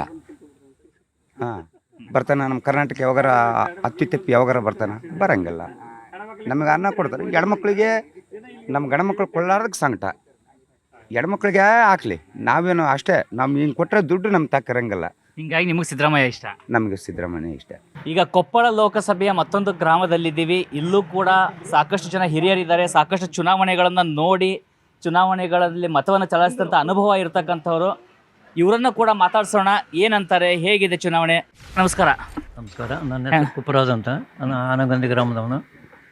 ನಾನು ಸುಮಾರು ವರ್ಷಗಳದಾಗ ನಾನು ಕಾಂಗ್ರೆಸ್ನಾಗೂ ಕೆಲಸ ಮಾಡೀನಿ, ಕಾರ್ಯಕರ್ತಾಗಿ. ಆಮೇಲೆ ಜನತಾ ಇದ್ರಾಗ ಮಾಡೀನಿ. ಈ ಮೊನ್ನೆ ರೆಡ್ಡಿ ಅವ್ರು ಬಂದ ಮೇಲೆ ಅವ್ರು ಕೂಡ ಮಾಡಿ ಚುನಾವಣೆಗಳೆಲ್ಲ ಎದುರಿಸಿವಿ. ಆದರೆ ಈಗಿನ ಚುನಾವಣೆಗಳು ರೊಕ್ಕ ಚುನಾವಣೆ. ಸಾಧಾರಣವಾಗಿ ಯಾರು ಹಂಗೆ ಓಟ್ ಹಾಕಂಗಿಲ್ಲ. ಜನಕ್ಕೆ ಕಷ್ಟ ಏನು ಮಾಡ್ಯಾರ ಏನು ಮಾಡಿ ಸತಿ ಯಾರೂ ನೋಡೋಂಗಿಲ್ಲ, ಏನಿಲ್ಲ. ಅಂದ್ರೆ ನೀವು ಎಷ್ಟು ಸಣ್ಣವರಿದ್ದಾಗಿಂದನ ಕಾರ್ಯಕರ್ತರಾದ್ರಿ? ಹಂಗಂದ್ರೆ ನಾವು 38-40 ವರ್ಷದಿಂದ ನಾವು ನಮ್ಮ ಶ್ರೀರಂಗದವ್ರ MLA ಇದ್ದಾಗಲ ಅವಾಗಲ ನಾವು ಕಾರ್ಯಕರ್ತರು. ನಿಮ್ಮ ಈ 40 ವರ್ಷದ ರಾಜಕೀಯ ಅನುಭವ ಇದೆಯಲ್ಲ, ಅದರೊಳಗೆ ನೀವು ಮರೆಯಲಾರ್ದಂಥ ಯಾರಾದರೂ ನಾಯಕರು ಅಥವಾ ಅನುಭವ ಅಂತಿದ್ರೆ ಅವ್ರು ಹಂಚ್ಕೋಬೋದಾ? ನಾವು ನಮ್ಮ ನೋಡ್ತಕ್ಕಂಥ ನನಗೆ ತಿಳಿದಂಥ ಶ್ರೀರಂಗದೇವರಲ್ಲೂ ಭಾಳ ಸಾಕಷ್ಟು ಕೆಲಸ ಮಾಡ್ಯಾರೆ. ಆಮೇಲೆ ಅವರು ತದನಂತರ ಅನ್ಸಾರಿ ಅವರು ಸಾಕಷ್ಟು 4 ಕೋಟಿ ರೂಪಾಯಿ ನಮ್ಮ ಭಾಗಕ್ಕೆ ಕೆಲಸ ಮಾಡ್ಯಾರ. ಅಂಥ ವ್ಯಕ್ತಿಗಳು ಇದುವರೆಗೆ ಯಾರಿಲ್ಲ. ಈಗಿನ ಮುಂದೆ ಬರೋ ವ್ಯಕ್ತಿಗಳು ಅಂಥವ್ರು ಯಾರು ಸಿಗ್ತಾರಪ್ಪ ಅಂತೇಳಿ ನೋಡ್ತಾ ಇದ್ವಿ. ಈಗ ರೆಡ್ಡಿ ಅವ್ರು ಬಂದರು, ಇವ್ರ ಸತಿ ಗೆದ್ದರು, ಮತ್ತು ಬೇರೆ ಪಾರ್ಟಿಗೆ ಹೋಗ್ಬಿಟ್ರು. ಮುಂದೆ ಯಾವ ಪುಣ್ಯಾತ್ಮ ಬರ್ತಾನೋ, ಯಾರಿಗೆ ಓಟ್ ಹಾಕ್ಬೇಕು. ಯಾಕೆ ಜನರಿಗೆ ರೊಕ್ಕದ ಮೇಲೆ ಒಲವಾಗಿ ಓಟ್ ಹಾಕ್ತಾರಲ್ರಿ. ಕಾರ್ಯಕರ್ತರನ್ನ ನೋಡಿ ಒಳ್ಳೆ ಮನುಷ್ಯ ಇಂಥವ್ರಿಗೆ ಓಟ್ ಹಾಕ್ಬೇಕಂಬೋರು ಯಾರಿಲ್ಲ. ಈಗ ಲೋಕಸಭೆ ಚುನಾವಣೆ ಬಂದಿರೋವಂಥದ್ದು, ಅದ್ರ ಬಗ್ಗೆ ನಾವು ಹೇಳ್ಬೇಕಂದ್ರೆ ಭಾಳ ಮಂದಿ ಮೋದಿನ ಪ್ರೀತಿಸ್ತಾರೆ, ಮೋದಿಗೆ ಹಾಕ್ಬೋದು. ಸೊ ನೀವು ಈಗ ಒಬ್ಬ ಹಿರಿಯ ಕಾಂಗ್ರೆಸ್ನ ಕಾರ್ಯಕರ್ತರ ಆಗಿದ್ದರೂ ಸಹಿತ ನೀವು ಕೂಡ ಅದನ್ನು ಹೇಳ್ತಿರೋದು, ಮೋದಿನ ಭಾಳ ಜನ ಇಷ್ಟಪಡ್ತಾರೆ. ಹಿಂದತ್ವ ಉಳಿಬೇಕಾದ್ರೆ ಮೋದಿ ಓಟ್ ಹಾಕು ಅಷ್ಟೇ ನೋಡಿ. ಸೊ ನೀವು ನೋಡಿದಂಥ ಕಾಂಗ್ರೆಸ್ಸಿಗೂ ಇವತ್ತಿನ ಕಾಂಗ್ರೆಸ್ಸಿಗೆ ಏನಾದ್ರು ವ್ಯತ್ಯಾಸ ಅದನ್ನ? ಭಾಳ ವ್ಯತ್ಯಾಸ ಇದೆ. ಏನು ವ್ಯತ್ಯಾಸ ಅದು? ಹಿಂದಿನ ಕಾಂಗ್ರೆಸ್ ಕಾರ್ಯಕರ್ತರೆಲ್ಲ ಸ್ವಲ್ಪ ಕಾರ್ಯಕರ್ತನ ಹಿಡಿದು ಮಾಡ್ತಿದ್ರು. ಈಗಿನ ಬರ್ತಕ್ಕಂಥ ಕಾಂಗ್ರೆಸ್ ಕಾರ್ಯಕರ್ತನ ಮರೆತು ಬಿಡ್ತಾರೆ. ಅವ್ರು ಕಾರ್ಯಕರ್ತರಿಂದ ಅವ್ರು ಲೀಡ್ರ್ ಆಗ್ಬೇಕಾಗಲಿ, ಯಾವಾಗ ಗೆದ್ದುಗಳೇ ಅವ್ರು ನಮ್ಮನ್ನು ಮರೆತು ಬಿಡ್ತಾರೆ. ಆ ಥರ ಸಿದ್ಧಾಂತದಾಗ ಏನಾದ್ರು ಬದಲಾವಣೆಗಳು? ಭಾಳ ಬದಲಾವಣೆಗಳು. ಹೇಳಿಕೆ ಜಾಸ್ತಿ ಐತೆ, ಕೆಲಸ ಶೂನ್ಯ ಐತೆ. ಈಗ ನೀವು ಹತ್ತಿರದಿಂದ ನೋಡಿದಂಥ ಕಾಂಗ್ರೆಸ್ ನಾಯಕರು ಯಾರು? ಇಲ್ಲಿ ನಮಗೆ ಭಾಳ ಹತ್ತಿರ ಅಂತ ಕಾಂಗ್ರೆಸ್ನಾಗೆ ನಮಗೆ MLA ಆಗಿತ್ತು ನಮ್ಮ ಶ್ರೀರಂಗದವರಲ್ಲೂ ಅನ್ಸರಿ. ಇನ್ನು ಉಳಿಗಿದವರು ಯಾರಿಲ್ಲ, ಅಷ್ಟಕ್ಕಷ್ಟೇ. ಸೊ ಇದು ಒಬ್ಬ ಹಿರಿಯ ಕಾಂಗ್ರೆಸ್ನ ಕಾರ್ಯಕರ್ತರು ಇವರು. ನಿಮ್ಮ ಏಜ್ ಕೇಳ್ಬೋದಾ? ಏನು ರೀ ನಿಮ್ಮ ವಯಸ್ಸು? ನನಗೆ 78. ಅಂದ್ರೆ ನೀವು ಒಂದು 50 ವರ್ಷದಿಂದ ರಾಜಕೀಯದಾಗ, ಕಮ್ಮಿ ಅಂದರೂ 50 ವರ್ಷದಿಂದ. 50 ವರ್ಷ. ಸೊ ಸುಮಾರು 50 ವರ್ಷಗಳಿಂದ ಕೂಡ ಇವರು ಕಾಂಗ್ರೆಸ್ನ ಕಾರ್ಯಕರ್ತರಾಗಿದ್ದರು. ಅದಾದಮೇಲೆ ಕೂಡ ರೆಡ್ಡಿಯವ್ರ ಜೊತೆಯಲ್ಲಿದ್ದರು. ಇವತ್ತು ಅವ್ರು ಹೇಳ್ತಾ ಇರುವಂಥದ್ದು ಮೋದಿಗೆ ಇಷ್ಟಪಡ್ತೀವಿ ಯಾಕಂದರೆ ಹಿಂದುತ್ವಕ್ಕೋಸ್ಕರ ಅಂತೇಳಿ ಇದು ಅವರ ಅಭಿಪ್ರಾಯ ಆಗಿರ್ತಕ್ಕಂಥದ್ದು. ಬನ್ನಿ, ಇಲ್ಲಿ ಮತ್ತೆ ಹಿರಿಯರಿದ್ದಾರೆ, ಅವ್ರನ್ನೂ ಕೂಡ ಮಾತಾಡ್ಸೋಣ. ನಮಸ್ಕಾರ. ಹೆಂಗಿದೆ ಚುನಾವಣೆ? ಚುನಾವಣೆ ಏನಿಲ್ಲ ಸರ್, ನಾವು ಮೋದಿಗೂ ಹಾಕೋದು. ಮೋದಿಗೆ ನಮ್ಮ 3ನೇ ಸಾರ್ತಿ ಪ್ರಧಾನ ಆಗಬೇಕಲ್ಲ. ಯಾಕೆ ಮೋದಿ ಅಂದ್ರೆ ಅಷ್ಟು ಇಷ್ಟನಾ? ಹೌದು ಸರ್, ಎಲ್ಲ ರೀತಿ ನೋಡಿದರೆ ಇದು ಬಂತಲ್ಲ ಸರ್, ಅವಾಗ ಎಷ್ಟೋ ಜನ ಸಾಯ್ಬೇಕಾಗಿತ್ತು. ಅದಕ್ಕೆ ಎಲ್ಲರನ್ನ ಇಡೀ ನಮ್ಮ ದೇಶ ಬಿಟ್ಟು ಬೇರೆ ದೇಶದವ್ರನ್ನ ಕೂಡ ಕಾಪಾಡಿದ್ರು. ಅದೇ ಒಂದು. ಆಮೇಲೆ ಯಾವುದೋ ರೀತಿ ಬೇರೆ ದೇಶದವ್ರು ನಮ್ಮ ದೇಶಕ್ಕೆ ಬರ್ದಂಗೆ ಎಲ್ಲ ರೀತಿ. ಈಗ ಕಾಂಗ್ರೆಸ್ನವರು ಅಥವಾ ಯಾರೋ ಟೀಕೆ ಮಾಡೋರು ಏನಂತಾರೆ, BJP ಅದರಲ್ಲೂ ಮೋದಿ ಬರೀ ದೇಶ ಅಂತಾರೆ, ರಾಮ ಮಂದಿರ ಅಂತಾರೆ, ಅದನ್ನ ಬಿಟ್ಟು ಏನು ಮಾಡಿದ್ದಾರೆ ಅಂತೇಳಿ ಕೇಳ್ತಾರೆ. ಏನೇನು ರಾಮ ಮಂದಿರನ ಟೀಕೆ ಮಾಡಬೇಕಾದ್ರೆ ಅದ್ರ ಬಗ್ಗೆ ನಾವು ಏನು ಹೇಳಂಗಿಲ್ಲ. ದೇವರು ಅಂಬೋದು ನಮಗೆ ಇದೈತೆ, ಅದನ್ನು ಟೀಕೆ ಮಾಡಿದ್ರೆ ಮತ್ತು ಅವ್ರಿಗೆ ಏನು ಹೇಳ್ಬೇಕು ನಮಗೆ ಗೊತ್ತಿಲ್ಲ. ನೀವೇನಂತೀರಿ? ನಮ್ದು ಏನಿಲ್ಲ ರೀ, ನಾವು ಹಾಕೋದು ಈ ಸಾರಿ ಸೆಂಟ್ರಲ್ನಾಗ ಮಾತ್ರ ಮೋದಿಗೆ ಹಾಕ್ತೀವಿ. ಯಾಕಂದ್ರೆ ಇಂಥ ವ್ಯಕ್ತಿನ ಕಳ್ಕೊಂಬಿಟ್ರೆ ನಮ್ಮತ್ತ ಮೂರ್ಖರು ಯಾರಿಲ್ಲ, ನಾವು ಹೇಳ್ತೀವಿ, ಒತ್ತಿ ಹೇಳ್ತೀನಿ. ಅಷ್ಟು ಇಷ್ಟ? ಹೌದೌದು, ಸೆಂಟ್ರಲ್ನ ಮಾತ್ರ, ಅದು ಸ್ಟೇಟಿಂದ ಮಾತ್ರ ನಾವು ಸೆಲೆಕ್ಟ್ ಮಾಡಿದ್ವಿ. ಸೆಂಟ್ರಲ್ ಮಾತ್ರ ಅವರೇ ಇರಬೇಕು. ಸೊ ಈಗ ಸ್ಟೇಟ್ ಅಂತ ಬಂದರೆ ಸಿದ್ದರಾಮಯ್ಯ ಇರಲಿ, ಸೆಂಟ್ರಲ್ ಅಂತ ಬಂದರೆ ಮೋದಿ ಇರಲಿ ಅಂತ. ಮೋದಿ ಇರಲಿ. ಸೊ ಇಲ್ಲಿ ಗ್ರಾಮಸ್ಥರಲ್ಲಿ ಇಲ್ಲಿರ್ತಕ್ಕಂಥ ಹಿರಿಯರ ಮಾತುಗಳದು, ನೀವೇನಂತೀರಿ? ನಾವು ನೋಡಿದ್ರೆ ಹೆಚ್ಚು ಮಾತಾಡೋದಿಲ್ಲ, ಮೋದಿಗೆ ನಾವು ಓಟ್ ಹಾಕೋದು. ಸೊ ಇವ್ರು ಹೇಳಿದ ಒಂದೇ ಮಾತು, ನಾ ಹೆಚ್ಚು ಮಾತು ಹೇಳೋದಿಲ್ಲ, ಓಟ್ ಮೋದಿಗೆ ಅಂತೇಳಿ. ಮೋದಿ ಪಕ್ಷಕ್ಕೆ ಆಗೋದು. ಸೊ ಸಾಕಷ್ಟು ಚುನಾವಣೆಗಳನ್ನು ನೋಡಿ ಸಾಕಷ್ಟು ಅನುಭವ ಇರತಕ್ಕಂಥ ಅನುಭವಸ್ತ್ರ ಮಾತುಗಳಿದು. ಬನ್ನಿ, ಬೇರೆ ಕಡೆನೂ ಕೂಡ ನಮ್ಮ ಚುನಾವಣೆಯ ಜನಮತ ಯಾತ್ರೆಯ ಕಾರ್ಯಕ್ರಮವನ್ನು ಮುಂದುವರಿಸೋಣ. ಇದು ಹಂಪಿ, ಇದು ಕಿಷ್ಕಿಂಧೆ. ಇಲ್ಲಿಯ ಕಲ್ಲುಗಳು ಕೂಡ ಶಿಲ್ಪಕಲೆ. ಇಲ್ಲಿರ್ತಕ್ಕಂಥ ಒಂದೊಂದು ಚಿಕ್ಕ ಚಿಕ್ಕ ವಸ್ತುಗಳು ಕೂಡ ಐತಿಹ್ಯವನ್ನು ಪಡೆದುಕೊಂಡಿರುವಂಥದ್ದು. ಇಂತಹ ಕೊಪ್ಪಳ ಜಿಲ್ಲೆಯಲ್ಲಿ ನಮ್ಮ ಚುನಾವಣೆಯ ಜನಮತ ಯಾತ್ರೆ ಕಾರ್ಯಕ್ರಮ ಇರುವಂಥದ್ದು. ಸಾಕಷ್ಟು ಜನರನ್ನು ಮಾತನಾಡಿಸೋಣ. ಅವರ ಮನಸ್ಸಿನಲ್ಲಿ ಚುನಾವಣೆಯ ಬಗ್ಗೆ ಏನಿದೆ ಕೇಳ್ತಾ ಹೋಗೋಣ. ವೀಕ್ಷಕರೇ, ಅಯೋಧ್ಯ ಅಂತ ತಕ್ಷಣ ಏನು ನೆನಪಾಗುತ್ತೆ? ಉತ್ತರ ಪ್ರದೇಶ, ಭವ್ಯವಾದಂಥ ರಾಮ ಮಂದಿರ, ರಾಮ ಪ್ರತಿಷ್ಠಾಪನೆ, ಈ ಎಲ್ಲ ವಿಚಾರಗಳು ನೆನಪಾಗುತ್ತೆ. ಆದರೆ ಬಹುತೇಕರಿಗೆ ಗೊತ್ತಿಲ್ಲ, ನಮ್ಮಲ್ಲೇ ಕರ್ನಾಟಕದಲ್ಲೇ ಕೂಡ ಒಂದು ಅಯೋಧ್ಯೆ ಇರುವಂಥದ್ದು. ಈ ಅಯೋಧ್ಯೆ ಬೇರೆ ಎಲ್ಲೂ ಇಲ್ಲ.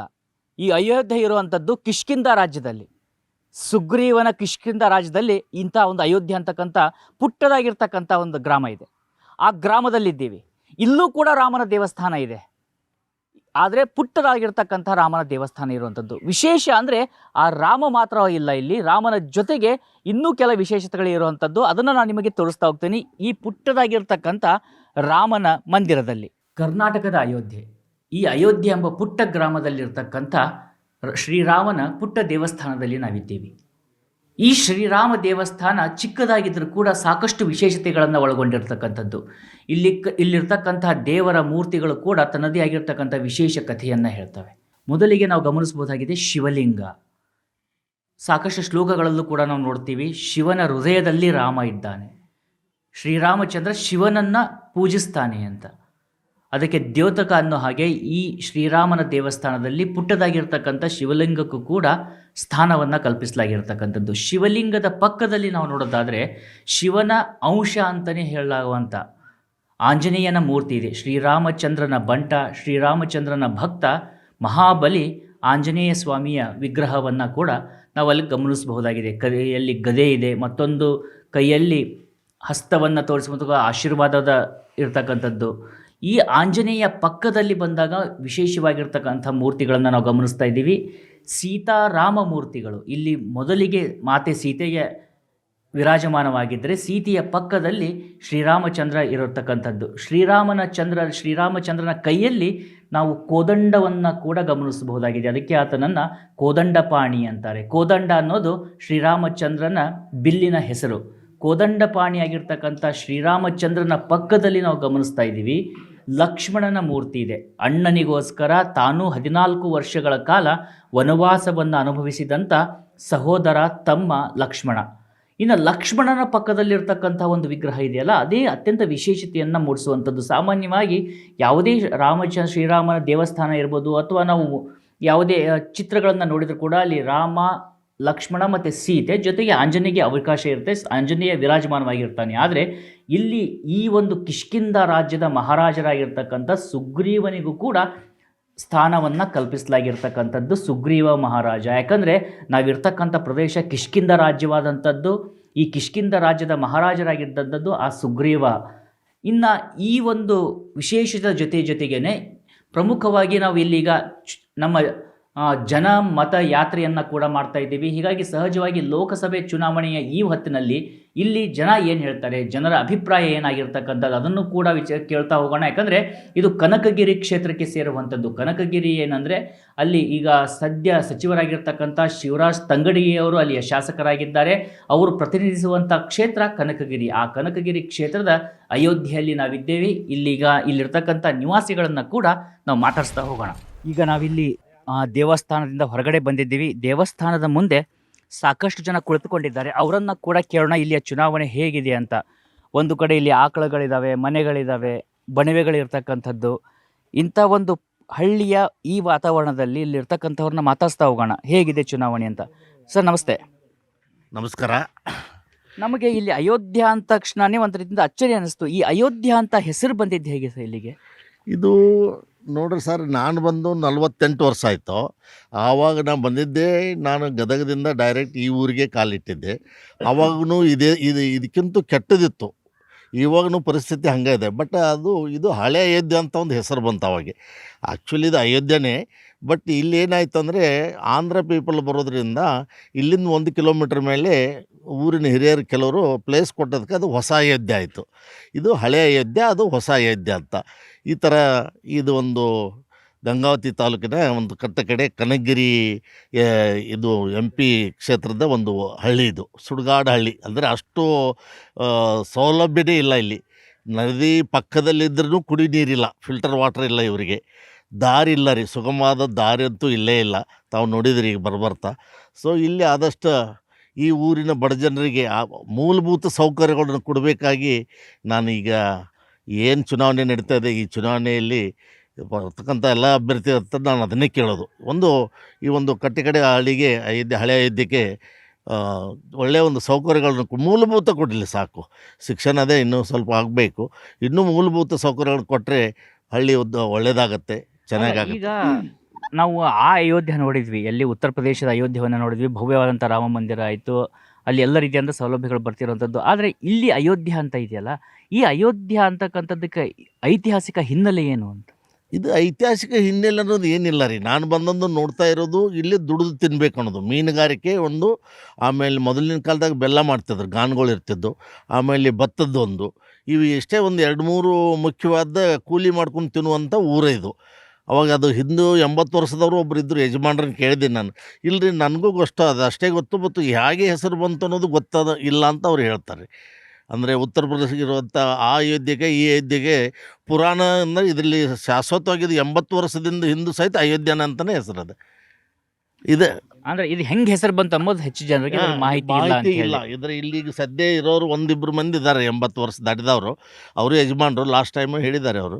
ನಾವು ಅವ್ರು 80 ವರ್ಷದವ್ರು ಇದ್ದವರೇ ಹೇಳೋದು, ನಾವು ಇದ್ದಾಗ ಸಹಿತ ಇದಕ್ಕೆ ಹಳೆ ಅಯೋಧ್ಯೆ ಅಂತಲೇ ಹೆಸರು ಬಂತು ಅಂತ ಹೇಳ್ತಾರೆ. ಬಟ್ ಇಲ್ಲಿ ಏನೋ ಒಂದು ಕಾರಣ ಅಥವಾ ಒಂದು ರೀಸನು, ಒಂದು ದೇವಾಲಯ ಅಥವಾ ಒಂದು ಏನೋ ದೊಡ್ಡ ಇದೇನಿಲ್ಲ. ಬಟ್ ಈ ಊರಲ್ಲಿ ಇರ್ತಕ್ಕಂಥ ಮಣ್ಣು ಭಾಳ ಒಳ್ಳೆಯದು. ಅದೇ ಪ್ರಕಾರ ಎಲ್ಲ ದೇವಸ್ಥಾನಗಳಿದ್ದಾವೆ.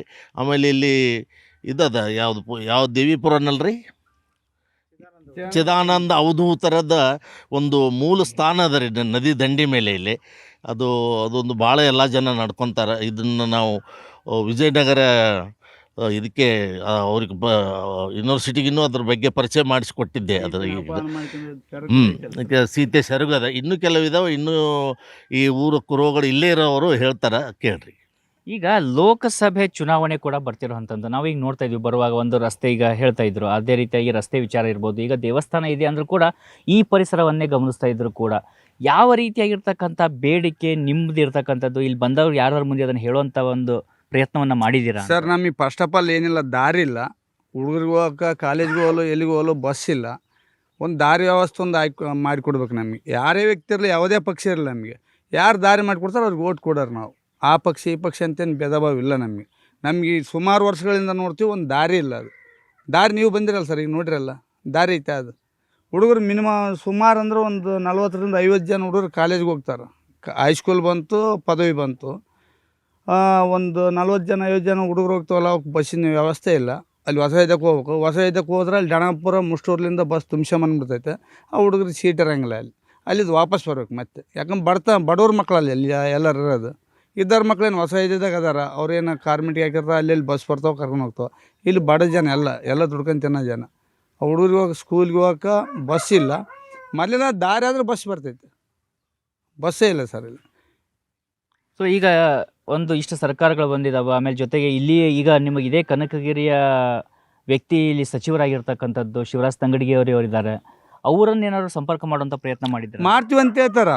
ಎಲೆಕ್ಷನ್ ಬಂದಾಗ ಮಾಡ್ತೀವ್ರಿ, ನಿಮಗೆ ರೋಡ್ ಮಾಡ್ತೀವಿ ಅಂತಾರೆ. ಹೊಳೆ ಬಂದುಬಿಟ್ರೆ ನಮಗೆ ದಾರಿ ಇಲ್ಲ. ಅರ್ಗಲ್ ಪುಟ್ಟ ಹಾಕ್ಯಂದು ಆ ಕಡೆ ದಾಟ್ಬೇಕು ನಮಗೆ. ಇಲ್ಲ ಇಲ್ಲೇ ಸಾಯ್ಬೇಕು ಅಷ್ಟೇ. ನೀರೆಲ್ಲ ಸುತ್ತಾರ್ಕೊಂಬಿಡ್ರಿ ಸರ್ ಟೋಟ್ಲು.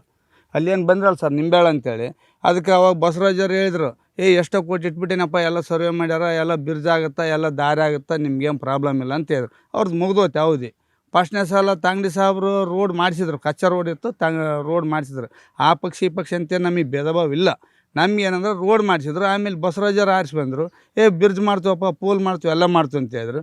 ಅವರು ಏನು ಮಾಡಿಲ್ಲ ಈಗ ಇಲ್ಲಿವರೆಗೆ ಆಗಿಲ್ಲ. ಮತ್ತು ಈಗ ಇವರು ಬಂದಾರೆ, ಈಗ ಮಿನಿಸ್ಟ್ರ್ ಆಗ್ಯಾರ. ಮತ್ತು ಇವರು ಏನು ಮಾಡಿದ್ರೆ ಅದು ಚಲೋ ಇರ್ತೈತೆ.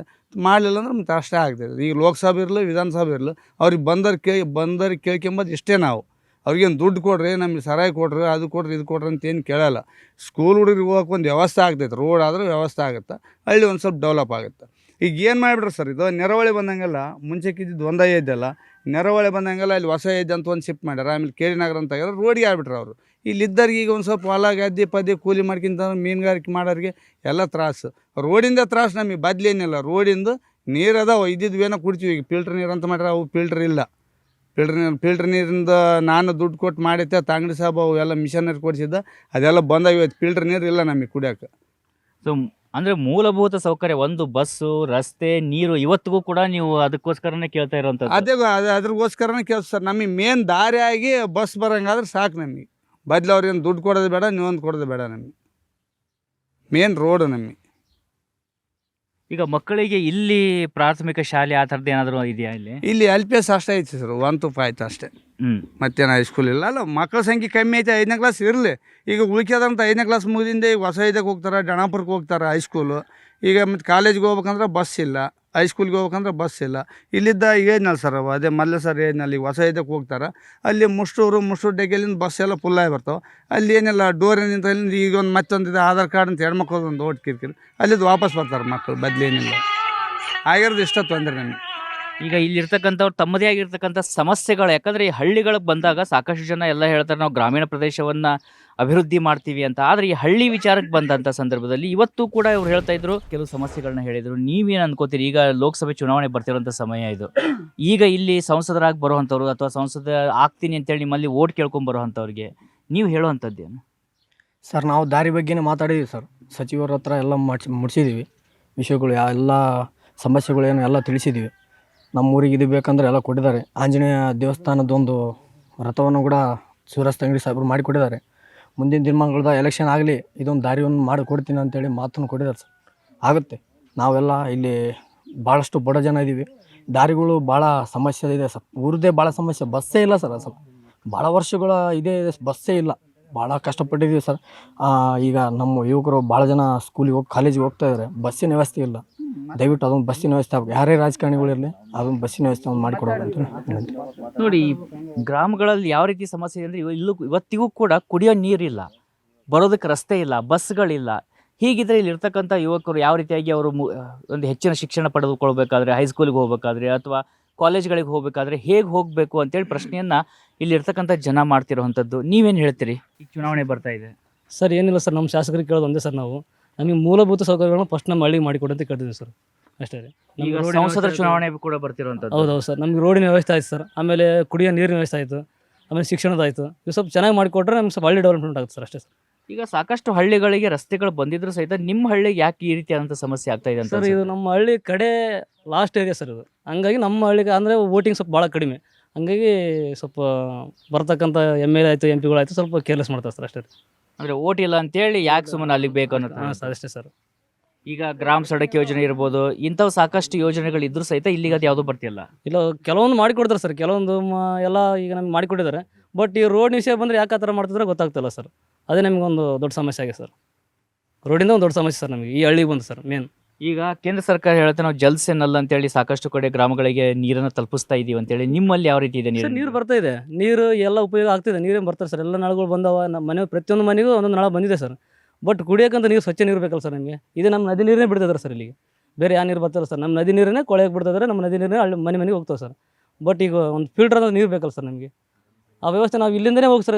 ಒಬ್ಬೊಬ್ಬರ ಮನೇಲಿ ಗಾಡಿ ಇರ್ತಾವೆ ತೊಗೊಂಡು ಹೋಗ್ತಾರೆ ಸರ್, ಒಬ್ಬರ ಮನೆ ಸೈಕಲ್ ಇರ್ತಾವೆ ಹೋಗ್ತಾರೆ ಸರ್. ಒಬ್ಬ ಮನುಷ್ಯ ನಡ್ಕೊಂಡು ಅಲ್ಲಿಂದ 20 ಲೀಟರ್ ನೀರು ತೊಗೊಂಡೋಗುತ್ತೆ ಸರ್.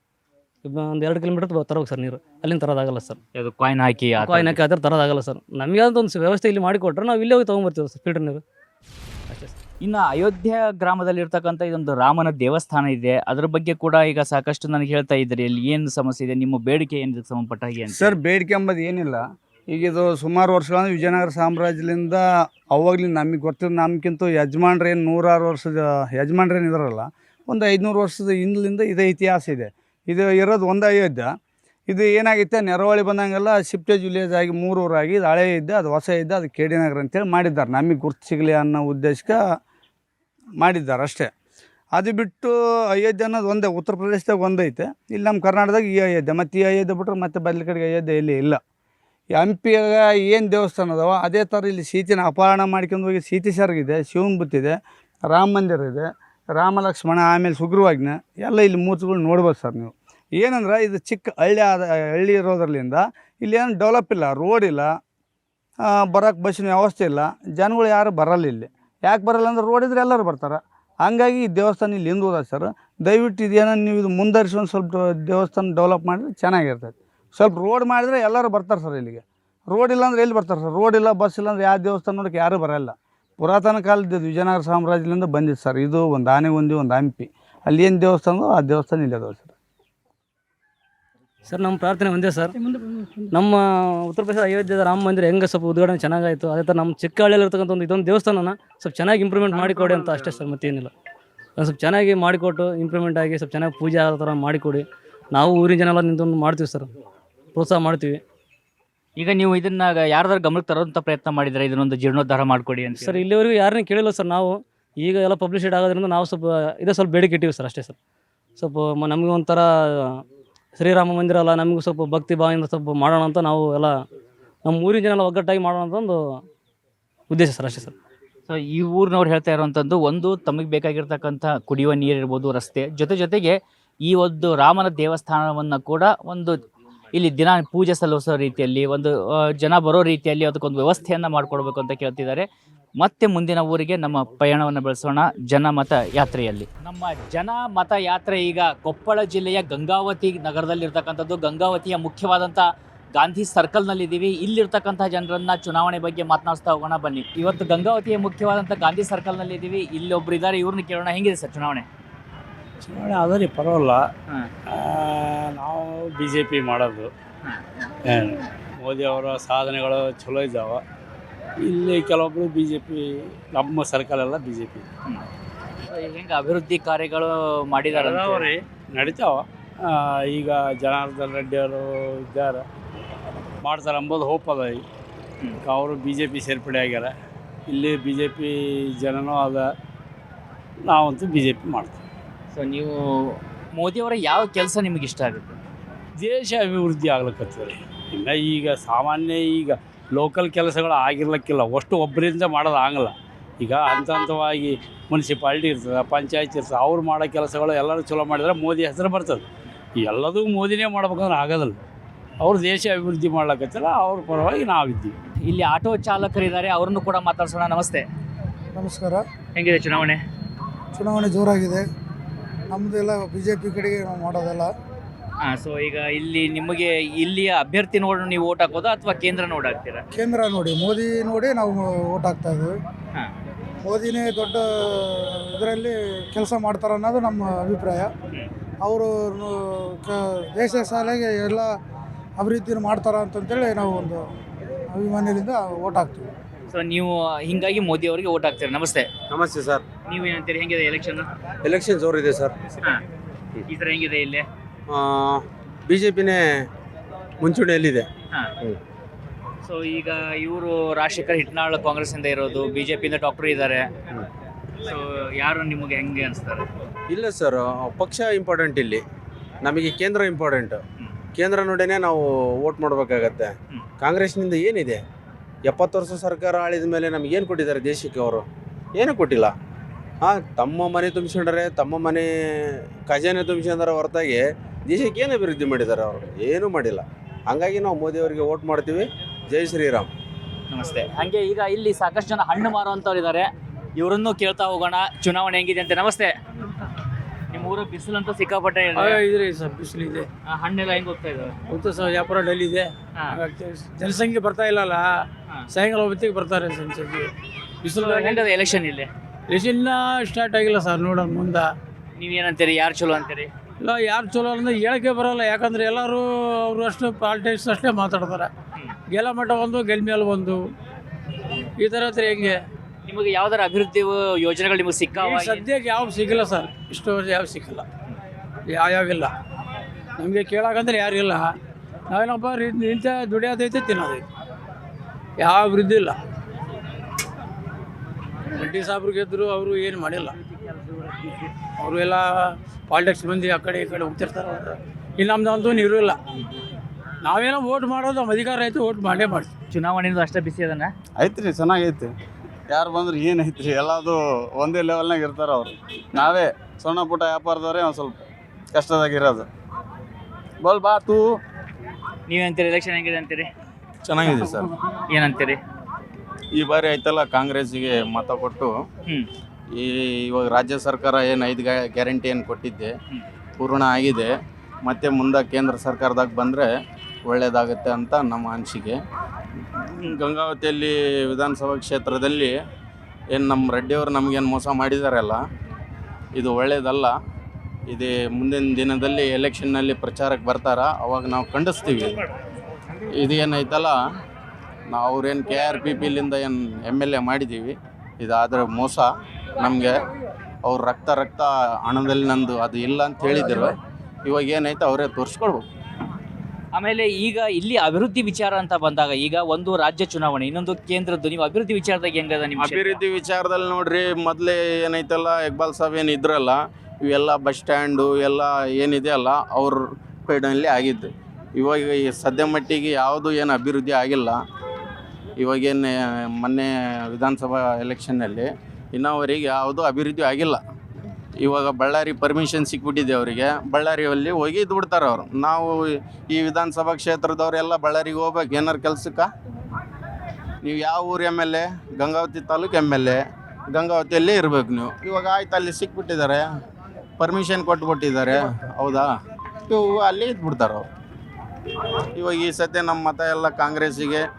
ಈ ಸತಿ ಇಕ್ಬಾಲ್ ಅನ್ಸಾರಿ ಯಾರಿಗೆ ಓಟ್ ಹೇಳ್ತಾರೋ ಅವ್ರಿಗೆ ಮಾಡ್ತೀವಿ. ಈಗ ನೀವು ಇಕ್ಬಾಲ್ ಅನ್ಸಾರಿ ಇದೆ ಅಂದ್ರಲ್ಲ, ಇಕ್ಬಾಲ್ ಅನ್ಸಾರಿ ಅವ್ರು ಸಾಕಷ್ಟು ಹೇಳಿ ಹಿಟ್ನಾಳ್ ಕುಟುಂಬಕ್ಕೆ ಕೊಟ್ಟಿದ್ದು ಅವ್ರಿಗಷ್ಟು ಸಮಾಧಾನ ತಂದಿಲ್ಲ ಅಂತೇಳಿ, ಅದು ಪರಿಣಾಮ ಬೀರ್ತಾವ ಇಲ್ಲಿ ಏನಾದರೂ?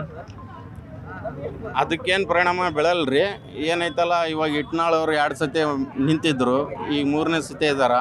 ಈ ಸತಿ ಅವರಿಗೆ ನಾವು ಮಾಡ್ಬೇಕಂತ ಭಾಳ ಆಸೆ. ಈ ಸತಿ MP ಆದರೆ ಒಳ್ಳೆಯದು. ನಮಗೆ ಐತಲ್ಲ ಮುಂದೆ ಕಾರ್ಯವೆಲ್ಲ ನಡೀತೈತೆ ಅಂಥೇಳಿ ನಾನು ಭಾವಿಸ್ತೀನಿ. ಆದರೂ ನಮಗೆ ರೆಡ್ಡಿಯವ್ರು ಏನು ಮೋಸ ಮಾಡಿದಾರಲ್ಲ, ಅದು ನಾವು ಖಂಡಿಸ್ತೀವಿ ಈ ಎಲೆಕ್ಷನ್ನಲ್ಲಿ. ನಮಸ್ಕಾರ. ಹೆಂಗಂತೀರಿ, ಏನಿದೆ ಎಲೆಕ್ಷನ್? ನಮಗೆ ತಿಳಿದ ಏನಿಲ್ಲ. ಅಲ್ಲ, ನಿಮಗೆ ತಿಳಿದದ್ದು ಏನಿಲ್ಲ. ಏನು ಈಗ ನಾವು ನಮಗೆ ಆಗಿದ್ದು ಮೋಸ ಅದಾಗಬಾರ್ದು. ಏನು ಯಾರು ರೆಡ್ಡಿ ಅವರು? ನಾವು ನಂಬಿಕೆ ಮಾಡಿ ಆಗಿದ್ದೀವಿ. ಆದರೂ ಮತ್ತೆ ಈಗ ನಮಗೆ ಈಗ ಈ ಥರ ಆಗೈತಲ್ಲ, ಹಿಂಗೆ ಆಗಬಾರ್ದು ಅಂತ ಏನು. ಸೊ ಈಗ ಅದು ಲೋಕಸಭೆ ಎಲೆಕ್ಷನ್ ಟೈಮಲ್ಲಿ ಪರಿಣಾಮ ಬರುತ್ತಾ? ಮುಂದೆ ಬರ್ಬೋದು. ಅದು ಯಾವ ಥರ ಬರ್ತದೋ ಅದು ಮುಂದಿನ ವಿಚಾರ. ನಮಗೆ ಅಭಿಪ್ರಾಯ ಏನಂದರೆ ಕಾಂಗ್ರೆಸ್ ಕಾಂಗ್ರೆಸ್ ಪಕ್ಷ ಅಂತೇಳಿ ಓಟ್ ಹಾಕೋದು ಅಥವಾ ಇಲ್ಲಿ ನಡೆದಂಥ ಅಭಿವೃದ್ಧಿ ಕೆಲಸಗಳನ್ನ ಗಮನಿಸ್ಕೊಂಡು ಓಟ್ ಹಾಕೋದು, ಯಾವ ರೀತಿ ನಿಮ್ಮ ಓಟ್ ನಿರ್ಧಾರ ಮಾಡೋದು? ಇಲ್ಲಿ ಅಭಿವೃದ್ಧಿ ಏನಾಗಿಲ್ಲ. ಇಕ್ಬಾಲ್ ಅನ್ಸರ್ ಅವ್ರ ಫೀಲ್ಡಲ್ಲಿ ಏನಿದ್ರು ಅವಾಗೇ ಅಭಿವೃದ್ಧಿ ಆಗಿದ್ದು. ಅವ್ರು ಹೋದ್ಮೇಲೆ ಅಭಿವೃದ್ಧಿ ಏನಾಗಿಲ್ಲ. ಇಕ್ಬಾಲ್ ಅನ್ಸರಿ ಹೋದ್ಮೇಲೆ ಮತ್ತೆ BJP MLA ಇದ್ರು, ಅವ್ರ ಕಡೆಯಿಂದ ಏನಾಗಿಲ್ಲ. ಇಲ್ಲಿ ಮತ್ತೆ ಈಗ ರೆಡ್ಡಿ ಅವ್ರು ಬಂದರು, 1 ವರ್ಷ ಆಯ್ತು. ಅವರು ಹೊರಗಡೆ ಬಂದು ಏನು ನೋಡಿಲ್ಲ, ಏನು ಕೇಳಿಲ್ಲ, ಏನು ಮಾಡಿಲ್ಲ. ಈಗ ಅಭಿವೃದ್ಧಿ ಅಂದರೆ ಈಗಾರ ಏನು ಆಗಿಲ್ಲ. ಈಗ ಕೇಂದ್ರದಲ್ಲಿ ಏನಿದೆ ಅದಕ್ಕೆ ಕಾಂಗ್ರೆಸ್ ಸಪೋರ್ಟ್ ಮಾಡಬೇಕು ಅಭಿವೃದ್ಧಿ. ನೀವೇನಂತೀರಿ ಈಗ ಎಲೆಕ್ಷನ್? ಈ ಎಲೆಕ್ಷನ್ ಸರ್ ಲೋಕಸಭೆ ಕಾಂಗ್ರೆಸ್ ಗೆಲ್ತೀವಿ ಸರ್. ಲೋಕಸಭೆಗೆ ಈ ಸತಿ ಎಲೆಕ್ಷನ್ ಕಾಂಗ್ರೆಸ್ ಗೆಲ್ತಾರೆ, ಮತ್ತು ಆಮೇಲೆ ಕೇಂದ್ರದಲ್ಲೇ ಕಾಂಗ್ರೆಸ್ ಗೆಲ್ತೀವಿ ಸರ್. ಯಾಕೆ ಕಾಂಗ್ರೆಸ್ ಗೆಲ್ತೈತೆ ಕೇಂದ್ರ ಸರ್? ಎಲ್ಲ ತುಟ್ಟಿ ಆಗ್ಯಾವ. GST ಹಿಡ್ಕರಿ, ಏನೇ ಹಿಡ್ಕರಿ, ಬಡವರು ಎಲ್ಲೇನೋ ಹೋಗಲಿ GST ಐತೆ ಸರ್. ಈ ಸತಿ ಮತ್ತು ಲೋಕಸಭೆಯಲ್ಲಿ ಕಾಂಗ್ರೆಸ್ಸಲ್ಲಿ ರಾಹುಲ್ ಗಾಂಧಿ ಬದಲಾವಣೆ ಆಗ್ತಾರೆ ಸರ್. ಲೋಕಸಭೆ ಕಂಪಳ ಕಾಂಗ್ರೆಸ್ಗೆ ಗೆಲ್ತೇವೆ ಸರ್. ಸೊ ನಿಮಗೆ ಯಾವ ಯೋಜನೆಗಳು ಇಲ್ಲಿಕ್ಕೆ ರಾಜ್ಯ ಸರ್ಕಾರ ರಾಜ್ಯ ಸರ್ಕಾರ ನನಗೆ 5 ಗ್ಯಾರಂಟಿ ಕೊಟ್ಟಾರ. ಬಸ್ ಫ್ರೀ ಐತಿ, ಹೆಣ್ಮಕ್ಳಿಗೆ ಎಲ್ಲ ಸೌಲಭ್ಯ ಐತಿ ಸರ್. BJP ಸರ್ಕಾರ ಇದ್ದಾಗ ಎಲ್ಲ ಏನಾಗಿಲ್ಲ ಸರ್ ಕೆಲಸ. ಈ ಸತ್ಯ ಇಕ್ಬಾಲ್ ಅನ್ಸರಿ ಅವ್ರಿಗೆ ಮುಂದಿನ ಸತಿ ಅವ್ರಿಗೆ ಮತ್ತೆ ಕಾಂಗ್ರೆಸ್ ಇಲ್ಲಿಂದ ಗೆಲ್ಸು ಸರ್. 100ಕ್ಕೆ 100 ಐತಿ. ಸೊ ನಮಸ್ಕಾರ, ನೀವೇನಂತೀರಿ? ನಾವು ನುಡಿದಂತೆ ನಡೆದ ಸರ್ಕಾರ ಅಂದರೆ ಕಾಂಗ್ರೆಸ್ ಸರ್ಕಾರ. ಈ ಮೋದಿ ಸರ್ಕಾರದಾಗ ಗ್ಯಾರಂಟಿ ಹೇಳಿದ್ರು, 15 ಲಕ್ಷ ಅಕೌಂಟಿಗೆ ರೊಕ್ಕ ಹಾಕ್ತಂದ್ರು, ಅದು ಬರಲಿಲ್ಲ. ಬರೀ GST ಅದು ಇದು ಅಂತ ಹೇಳ್ಕೊಂತಂಟ್ರು. ಈಗ ನುಡಿದಂತೆ ನಡೆದ ಸರ್ಕಾರ ಅಂದ್ರೆ ಕಾಂಗ್ರೆಸ್ ಸರ್ಕಾರ. ಈ ಮುಂದಿನ ಚುನಾವಣೆಯಲ್ಲಿ ಕಾಂಗ್ರೆಸ್ ಪಕ್ಷನೇ ಅಧಿಕಾರಕ್ಕೆ ಬರ್ಬೇಕಂತ ನಮ್ಮ ಬಯಕೆ ರೈತರದ್ದು. ಆದರೂ ಮತ್ತು ಈಗ ಸಮೀಕ್ಷೆ ಪ್ರಕಾರ ಬರೀ ಮೋದಿ ಬರೀ ಅಲೆ ಮ್ಯಾಗ ಹೊಂಟಾನ. ಇಲ್ಲಿ ನಡೆದಂಥ 10 ವರ್ಷ ಸಂಗಣ್ಣ ಸಾಬ್ರು ಹೇಳಿದ್ರು, ಆದರೂ ಏನು ಕೆಲಸ ಆಗಲಿಲ್ಲ. ಅಭಿವೃದ್ಧಿ ಕೆಲಸನೇ ಇಲ್ಲ. ಆಗಲೇ ಅವ್ರು ಮೋದಿ ಮೋದಿ ಮೋದಿ ಅಂತಂದೆ ನಮ್ಮನ್ನು 136 ಸೀಟಿಗೆ ಏರಿಸ್ಯಾರ. ಈಗಾದ್ರೂ ಇಷ್ಟಾಗ ನಾವು ಇಂಡಿಯಾದಾಗ 400 ಸೀಟ್ ತಗೊಂತಂಬುದು ಗ್ಯಾರಂಟಿ ಐತಿ.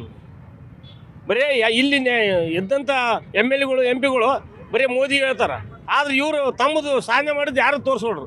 ಈ ನಮ್ಮ ಕೊಪ್ಪಳ ಲೋಕಸಭೆ ಕ್ಷೇತ್ರ ನೀವು ಹೇಳೋದು ಇಲ್ಲಿ ಇದ್ದಂಥ ಸಂಸದರು ಕೂಡ ತಾವೇನು ಮಾಡಿದ್ರೆ ಅದನ್ನು ಹೇಳ್ಬೇಕು, ಆಮೇಲೆ ಮುಂದಿನ. ಹೌದು, ಅವರು ಈ ಲೋಕಸಭೆ ಸದಸ್ಯರು ಏನೇನು ಮಾಡಿಲ್ಲ, ಸುಮ್ಮನೆ ಮೋದಿ ಅಲೆ ಹೇಳ್ಕೊಂತ ಹೊಂಟ್ಬಿಟ್ಟಾರ. ಅದು ಏನು ನಮಗೇನು ಕಾರ್ಯರೂಪಕ್ಕೆ ಬಂದಿಲ್ಲ ಇಲ್ಲಿವರೆಗೆ. ಆದ್ರೂ ಈಗ ಮೊನ್ನೆ ಈಗ 9 ತಿಂಗಳಿಂದ ಸರ್ಕಾರ ನಡೆಸಲಂಥ ಸಿದ್ದರಾಮಯ್ಯ ಸರ್ಕಾರ 5 ಗ್ಯಾರಂಟಿ ಕೊಟ್ಟಕ್ಕೆ ಈ ವರ್ಷ ಬಡವರಾಗಲಿ ಯಾರೇ ಆಗಲಿ ಸ್ವಲ್ಪ ಬಸ್ ಚಾರ್ಜ್ ಆಗಲಿ, ಆಮ್ಯಾಕೆ 2,000 ರೂಪಾಯಿ ಇದಾಗಲಿ, ಎಲ್ಲ ರೀತಿಯಿಂದ ಕರೆಂಟ್ ಬಿಲ್ಲು ಎಲ್ಲ ರೀತಿಯಿಂದ ಸೌಕರ್ಯ ಆಗಿದೆ. ಈ ಬಿಸಿಲಲ್ಲಿ ಕರ್ಬೂಜ ಹಣ್ಣನ್ನು ಮಾರ್ತಿರೋಂಥ ಮತ್ತೊಬ್ಬ ವ್ಯಾಪಾರಿ ಇದ್ದಾರೆ, ಅವ್ರನ್ನೂ ಕೇಳೋಣ. ನಮಸ್ಕಾರ. ಈಗ ಹಣ್ಣಿನ ವ್ಯಾಪಾರ, ಕಂಡಬಟ್ಟಿ ಹಣ್ಣು, ಒರಿಜಿನಲ್ ಹಣ್ಣು ಬಂದವು ಮಾರ್ಕೆಟಿಗೆ. ಮಂದಿ ಕಾಯಾಗ ರೊಕ್ಕ ಇಲ್ಲ, ವ್ಯಾಪಾರ ಇಲ್ಲ, ಬಿಸಿಲು ಹೊತ್ತಿನಲ್ಲಿ ಮಂದಿ ಅಡ್ಡಾಡ್ತಾ ಇಲ್ಲ. ಈ 2 ಹಬ್ಬ ಕೂಡಿ ಬಂದಾವ. ಎಲ್ಲ 2 ಹಬ್ಬಕ್ಕೆ ಶುಭಾಶಯಗಳು. ಏನ್ರಿ ನಿಮಗೆ ಶುಭಾಶಯಗಳು, ನಮ್ಮ ಅಧಿಕಾರಿಗಳಿಗೂ ಶುಭಾಶಯಗಳು. ನಮ್ಮ ಗಂಗಾವತಿ ಜಿಲ್ಲೆ ಹಬ್ಬ ಬಂತು, ಲೋಕಸಭೆ ಹಬ್ಬನೂ ಬಂತು. ಆ ಹಬ್ಬಕ್ಕೆ ಏನೈತಲ್ರಿ, ನನಗೆ ಗಂಗಾವತಿ ಒಳಗೆ ಮೊದಲೇ ಇದು ಲೈಟ್ ಕಂಬ ದೊಡ್ಡದು ಐತಲ್ರಿ, ನೀವು ರಾತ್ರಿ ಬಂದರೆ ಬೆಳಕು ಕಾಣ್ತಿತ್ತದು. ಈಗ ಹಗಲೊತ್ತು ಬಂದ್ರಿ ನೀವು, ಆ ಬೆಳಕಿಲ್ಲ, ಆ ಲೈಟ್ಗಳು ಎಲ್ಲ ಹೋಗಿದ್ದಾವೆ. ದಯವಿಟ್ಟು ನಿಮ್ಮ ಮುಖಾಂತರ ಹೇಳ್ತಾ ಇದ್ದೇನೆ, ಆ ಲೈಟ್ಗಳು ಮಾಡಿಕೊಡ್ರಿ ನನಗೆ. ಗಂಗಾವತಿ ಎಲ್ಲ ಓಣಿ ಕತ್ಲ ಆಗೈತಿ, ದಯವಿಟ್ಟು ಒಂದು ಸ್ವಲ್ಪ ಮಾಡಿಸ್ಕೊಡ್ರಿ ಅಪ್ಪ. ಸೊ ಆ ರೀತಿಯ ಯಾರು ಅಭಿವೃದ್ಧಿ ಮಾಡ್ತಾರೋ ಅವ್ರಿಗೆ ಓಟ್ ಇರುತ್ತೆ ನಿಮ್ಮದು. ಆ ಅಭಿವೃದ್ಧಿ ಬಗ್ಗೆ ಹೇಳಿದರೆ ಅದು ಬರೀ ಮಾಡಿದ ಕೆಲಸಕ್ಕೆ ಬರೀ ಸುಣ್ಣ ಬಳಿಯೋಕ್ಕಾಗೋದಿಲ್ಲ. ಕಂಡಬಟ್ಟಿ ಮಾಡಿದ್ದಾರೆ ಅವ್ರ ಕೆಲಸಗಳು. ಅವ್ರ ಹೆಸರು ಎದೆ ಮೇಲೆ ಕೈ ಇಟ್ಕೊಂಡು ಎಲ್ಲರೂ ಹೇಳ್ಬೋದು. ಗಂಗಾವತಿ ಅಭಿವೃದ್ಧಿ ಯಾರಿಂದ ಆಗೈತೆ ಅಂಥೇಳಿ ನಾವು ಹೇಳಬಾರ್ದು, ಅದು ನಾವು ಹೇಳಬಾರ್ದು. ಮಂದಿಗೆ ಗೊತ್ತಾಗೈತಿ, ಅವ್ರಿಗೆ ಯಾವ್ದಕ್ಕಾರ ಹಾಕಲಿ, ಒಳ್ಳೆ ಮಂದಿಗೆ ನೋಡಿ ಹಾಕ್ರಿ. ಸೊ ಅದು ಇಲ್ಲಿಯ ಹಣ್ಣಿನ ವ್ಯಾಪಾರಿ ಅವರ ಅಭಿಪ್ರಾಯವಾಗಿರ್ತಕ್ಕಂಥದ್ದು. ನಮ್ಮ ಜನಮತ ಯಾತ್ರೆಯನ್ನು ಮುಂದುವರ್ಸೋಣ. ನಾವೀಗ ಕೊಪ್ಪಳ ಜಿಲ್ಲೆಯ ಕನಕಗಿರಿಯಲ್ಲಿದ್ದೀವಿ. ಕನಕಗಿರಿಯ ಕನಕಾಚಲಪತಿ ದೇವಸ್ಥಾನದ ಹತ್ರ ಇರುವಂಥದ್ದು. ಕನಕಗಿರಿ ಇದು ಸಚಿವ ಶಿವರಾಜ್ ತಂಗಡಗಿ ಅವರ ಕ್ಷೇತ್ರ ಕೂಡ ಹೌದು. ಹೀಗಾಗಿ ಇಲ್ಲಿಯ ಜನ ಈ ಬಾರಿಯ ಚುನಾವಣೆ ಬಗ್ಗೆ ಏನು ಹೇಳ್ತಾರೆ, ಯಾವ ರೀತಿಯಾಗಿರ್ತಕ್ಕಂಥ ಅಭಿಪ್ರಾಯವನ್ನು ವ್ಯಕ್ತಪಡಿಸ್ತಾರೆ, ಅವ್ರನ್ನೇ ಕೇಳ್ತಾ ಹೋಗೋಣ. ಕನಕಾಚಲಪತಿ ದೇವಸ್ಥಾನ ಹತ್ರ ಇದ್ದೀವಿ. ನಮಸ್ತೆ. ನಮಸ್ಕಾರ ಸರ್. ಹೆಂಗಿದೆ ಎಲೆಕ್ಷನ್ ಚೆನ್ನಾಗೈತೆ ರೀ, ಪ್ರಚಾರ ಚೆನ್ನಾಗೈತೆ. ಯಾರು ಅನಿಸ್ತಾರೆ ನಿಮಗೆ ಇಲ್ಲಿ ನಿಮ್ಮ ಜಿಲ್ಲೆದಾಗ ಈ ಸರಿ? ಇಲ್ಲಿ ಕಾಂಗ್ರೆಸ್ ಇಟ್ನಾಳ್ ಸರ್. ಇಟ್ನಾಳ್ ಅವರು ಸರ್. ಅವರು ಇಲ್ಲಿ ಲೋಕಲ್ MLA ಶಿವರಾಜ್ ತಂಗಡಿಗೆ ಅವರು ಅದಾರ. ಒಳ್ಳೆ ಪ್ರಗತಿಪರ ಕೆಲಸ ಮಾಡ್ತಾ ಇದ್ದಾರೆ, ಏನ್ರಿ ಜನಾಭಿವೃದ್ಧಿ ಕೆಲಸ ಮಾಡ್ತಾ ಇದ್ದಾರೆ. ಕ್ಷೇತ್ರಕ್ಕಾಗಿ ದುಡಿತಿದ್ದಾರೆ. ನೀರಾವರಿ ಆಗಲಿ, ರಸ್ತೆಗಳಾಗಲಿ ಚೆನ್ನಾಗಿ ಮಾಡ್ತಾಯಿದ್ದಾರೆ ಕೆಲಸ. ಉತ್ಸವಗಳಲ್ಲಿ ತಾಲೂಕು ರಚನೆ ಆಗಲಿ, ರೈಸ್ ಟೆಕ್ನಾಲಜಿ ಪಾರ್ಕ್ ಆಗಲಿ ಚೆನ್ನಾಗಿ ಮಾಡ್ತಾಯಿದ್ದಾರೆ. ಅವ್ರ ಅಭಿವೃದ್ಧಿ ಕೆಲಸ ನೋಡಿ ನಾವು ಕಾಂಗ್ರೆಸ್ಗೆ. ಈಗ ನೀವು ಸ್ಥಳೀಯ ನಾಯಕರನ್ನ ನೋಡಿ ಓಟ್ ಹಾಕ್ತಿರೋ ಅಥವಾ ಕೇಂದ್ರದಲ್ಲಿ ಯಾರು ಬರ್ತಾರೆ ಅದನ್ನು ಗಮನಿಸ್ಕೊಂಡು ಓಟ್ ನಾವು ಕೆಳಮಟ್ಟದಿಂದ ಕಾರ್ಯಕರ್ತರು ಅಂತಾರೆ, ಕೆಳಮಟ್ಟದಿಂದ ಕೆಲಸ ನೋಡ್ಬೇಕಲ್ಲ. ನಮಗೆ ಜನ ಸ್ಪಂದನೆ ಜಲ್ದಿ ಯಾರು ಕೈ ಸಿಗ್ತಾರೋ ಅವ್ರಿಗೆ ನಾವು ವರ್ಕ್ ಮಾಡೋರಿಗೆ ನಾವು ಅಭಿವೃದ್ಧಿ ಕೆಲಸಕ್ಕೆ ಸಪೋರ್ಟ್ ಮಾಡ್ಬೇಕಾಗುತ್ತೆ. ಹಿಂಗಾಗಿ ನಾವು ಶಿವರಾಜ್ ತಂಗಡಿಗೆ ಅವರಿಗೆ ಸಪೋರ್ಟಿಗೆ ನಾವು ಇಟ್ನಾಳ್ ಸರ್ಗೆ ಬೆಂಬಲ ಕೊಡ್ತೀವಿ. ಸೊ ನೀವೇನಂತೀರಿ, ಹೆಂಗಿದೆ ಎಲೆಕ್ಷನ್? ಸರ್ ಈ ಸರಿ ಎಲೆಕ್ಷನ್ ಜೋರಾಗಿದೆ. ಈ ಸರಿ ಬರೋದು ಬಿಜೆಪಿನೇ ಕೊಪ್ಪಳ ವಿಧಾನಸಭೆ ಲೋಕಸಭಾ ಕ್ಷೇತ್ರ. ಇಲ್ಲಿ ಬಿಜೆಪಿನ ಬರ್ತಂತ ಯಾಕೆ ಅನಿಸುತ್ತೆ? ಕೇಂದ್ರ ಗೌರ್ಮೆಂಟಿಂದ ಒಂದು ಉನ್ನತ ಕೆಲಸಕ್ಕಾಗಿ ಎಲ್ಲ ಅಭಿವೃದ್ಧಿ ಕೆಲಸಗಳು ನಡೀತಾ ಇದ್ದಾವೆ. ಒಂದು ದೇಶದ ಅಭಿವೃದ್ಧಿ ಆಗಿದೆ, ಹಂಗಾಗಿ ಬಿಜೆಪಿ ಬರ್ತದೆ ಅಂತ. ಈಗ ನೀವು ಒಂದು ಓಟು ಅಥವಾ ಎಲೆಕ್ಷನ್ ಅಂತ ಬಂದಾಗ ಸ್ಥಳೀಯವಾದಂಥ ಅಭ್ಯರ್ಥಿ ಗಮನಿಸ್ತೀರೋ ಅಥವಾ ಮುಖ್ಯವಾಗಿ ಯಾರು ಆಗ್ತಾರೆ ಅದನ್ನು ಗಮನಿಸ್ತೀರೋ? ನಾವು ಮುಖ್ಯವಾಗಿ ನರೇಂದ್ರ ಮೋದಿನೇ ಗಮನಿಸ್ತೀವಿ. ಒಂದು ಗಮನದಲ್ಲಿ ಇಟ್ಕೊಂಡು ಒಂದು ಭಾರತ ದೇಶ ಮುನ್ನಡೆಯಬೇಕಂದ್ರೆ ಒಂದು ಬಿಜೆಪಿ ಓಟ್ ಹಾಕ್ಬೇಕಂತ ನಮ್ಮ ಅಭಿಪ್ರಾಯ. ಸೊ ಭಾರತ ದೇಶ ಅಭಿವೃದ್ಧಿಗೋಸ್ಕರ ಬಿಜೆಪಿ ಓಟ್ ಹಾಕಬೇಕು ಅಂತೇಳಿ ನೀವು ಅಂತಿರೋದು. ನಮಸ್ಕಾರ, ಹೆಂಗಿದೆ ಎಲೆಕ್ಷನ್? ಚೆನ್ನಾಗೈತೆ. ನೀವೇನಂತೀರಿ? ನಾವು ಕಾಂಗ್ರೆಸ್ ಮಾಡ್ತೀವಿ. ಯಾಕೆ ಕಾಂಗ್ರೆಸ್? ನಾವು ಶಿವರಾಜ್ ತಂಗಡಿಗೆ ಮಾಡಿದ್ರೆ ಬರೋದ ಕಾಂಗ್ರೆಸ್. ಕೊಪ್ಪಳ ಜಿಲ್ಲಾ. ಕೊಪ್ಪಳ ಜಿಲ್ಲಾ ಕಾಂಗ್ರೆಸ್ MP ಬರೋದ ಕಾಂಗ್ರೆಸ್. ಈಗ ಸ್ಥಳೀಯವಾಗಿ ನಾವು ನೋಡಿದ್ವಿ, ಇಲ್ಲಿ ಶಾಸಕರು ಈಗ ಶಿವರಾಜ್ ತಂಗಡಿಗೆ ಅವರು ಇರುವಂತದ್ದು, ಇನ್ನ ಸಂಸದರಾಗಿ ಹಿಟ್ನಾಳ್ ಅವರು ಎಲೆಕ್ಷನ್ ನಿಂತಿದ್ದಾರೆ. ಹಿಂಗಾಗಿ ನೀವು ಅವ್ರ ಕೆಲಸವನ್ನ ನೋಡಾಕ್ತಿರೋ ಅಥವಾ ಯಾವ ರೀತಿಯಾದಂತ? ಅವ್ರ ಕೆಲಸ ನೋಡಿ ಆಗ್ತೀವಿ ನಾವು. ಅವ್ರ ಕೆಲಸ ನೋಡಿ ಆಗ್ತೀವಿ. ಅವ್ರ ಸಲಿಗೆ ಹಾಕದ್ ನೋಡ್ರಿ ತಂಗಡಿ ಸಾಹೇಬ್ ಸರ್ಗೆ. ಅವ್ರು ಬಂದ್ರೆ ಚೆನ್ನಾಗಿ ಕೆಲಸ ಆಗತ್ತೆ ನಮಗೆ ಗೊತ್ತು. ನಮ್ಗೆ ಮೇಲೆ ಇನ್ನ ಇಲ್ಲಿ ವ್ಯಾಪಾರವನ್ನು ಮಾಡ್ತಿರೋಂಥ ಮಹಿಳೆ ಇದಾರ, ಅವ್ರನ್ನೂ ಕೇಳೋಣ ಹೆಂಗಿದೆ ಎಲೆಕ್ಷನ್ ಏನಂತಾರ ಅಂತೇಳಿ. ಅಮ್ಮ ನಮಸ್ಕಾರ, ಹೆಂಗೈತಿ ಎಲೆಕ್ಷನ್? ಚಲೋ ಚೆನ್ನಾಗೈತಿ. ಯಾರು ಅನ್ಸುತ್ತೆ, ಹೆಂಗ ಅನ್ಸುತ್ತೆ ನಿಮಗೆ? ಏನು ದೇವಸ್ಥಾನದಾಗ ಕುಂತೀವಿ, ಒಳ್ಳೇದು, ಎಲ್ಲರೂ ಬದುಕ್ತೀವಿ, ಚೆನ್ನಾಗಿ ವ್ಯಾಪಾರ ಆಕತಿ. ಹೆಂಗೈತಿ ಎಲ್ಲ ಜನ ಎಲ್ಲ ಎಷ್ಟು ಹೆಂಗ್ ಬರ್ತಾರೆ ದೇವಸ್ಥಾನಕ್ಕೆ ಮಂದಿ? ಈಗ ಚುನಾವಣೆ ಒಳಗೆ ಓಟ್ ಹಾಕ್ತಿರಲ್ಲ, ಹ್ಞೂ ರೀ. ನೀವು ಎಲೆಕ್ಷನ್ ಓಟ್ ಹಾಕೋ ಟೈಮ್ನಾಗ ಯಾರಿಂದ ಏನು ನೋಡ್ತೀರಿ? ಕ್ಯಾಂಡಿಡೇಟ್ ನೋಡ್ತಿರೋ, ಕೆಲಸ ನೋಡ್ತೀರಿ, ಏನು ನೋಡಿ ಹಾಕ್ತೀರಿ? ಏನ್ರಿ ಆಗ್ತೀವಿ ರೀ, ಬಡವ್ರಿಗೆ ಏನಾದ್ರು ಸಹಾಯ ಮಾಡ್ತಾರಂತ. ಈಗ ನೀವು ಓಟ್ ಹಾಕೋದ್ನಾಗ ಯಾರು ನೋಡ್ತೀರಿ? ಈಗ ರಾಜ್ಯದಾಗ ಯಾರಿದಾರ ನೋಡ್ತಿರೋ, ಕೇಂದ್ರದ ಮೋದಿ ನೋಡಿ ಹಾಕ್ತಿರೋ, ಹೆಂಗೆ ಹಾಕ್ತೀರಿ? ನೋಡಿಲ್ರಿ ನಾವೆಲ್ಲ ಇಲ್ಲಿ ಯಾರು ಸ್ಥಳೀಯವಾಗಿ ಕೆಲಸ ಮಾಡ್ತಾರೋ ಅವ್ರಿಗೆ ಹಾಕ್ತೀರಿ. ನಮಗೆ ಬಡವರಿಗೆ ಮನೆ ಪನಿ ಮಾಡ್ತಾರ, ಏನನ ಬಡವರಿಗೆ ಏನು ಲೋನು ಪಾನು ಕೊಡಿಸ್ತಾರ, ನಮ್ಗೆ ಒಳ್ಳೇದು ಮಾಡ್ತಾರಂತ ಹಾಕ್ತೀವಿ ಸ್ವಾಮಿ, ಅವ್ರಿಗೆ ಬಿಟ್ಟದ್ದು. ಸೊ ಅದು ಇಲ್ಲಿಯ ಅಭಿಪ್ರಾಯ. ಈ ದೇವಸ್ಥಾನದ ಬಳಿಯಲ್ಲಿ ಇರ್ತಕ್ಕಂಥ ಸಾಕಷ್ಟು ಜನ ನೆರೆದಿದ್ದಾರೆ, ಅವರ ಅಭಿಪ್ರಾಯವನ್ನು ಹೇಳ್ತಿರುವಂಥದ್ದು.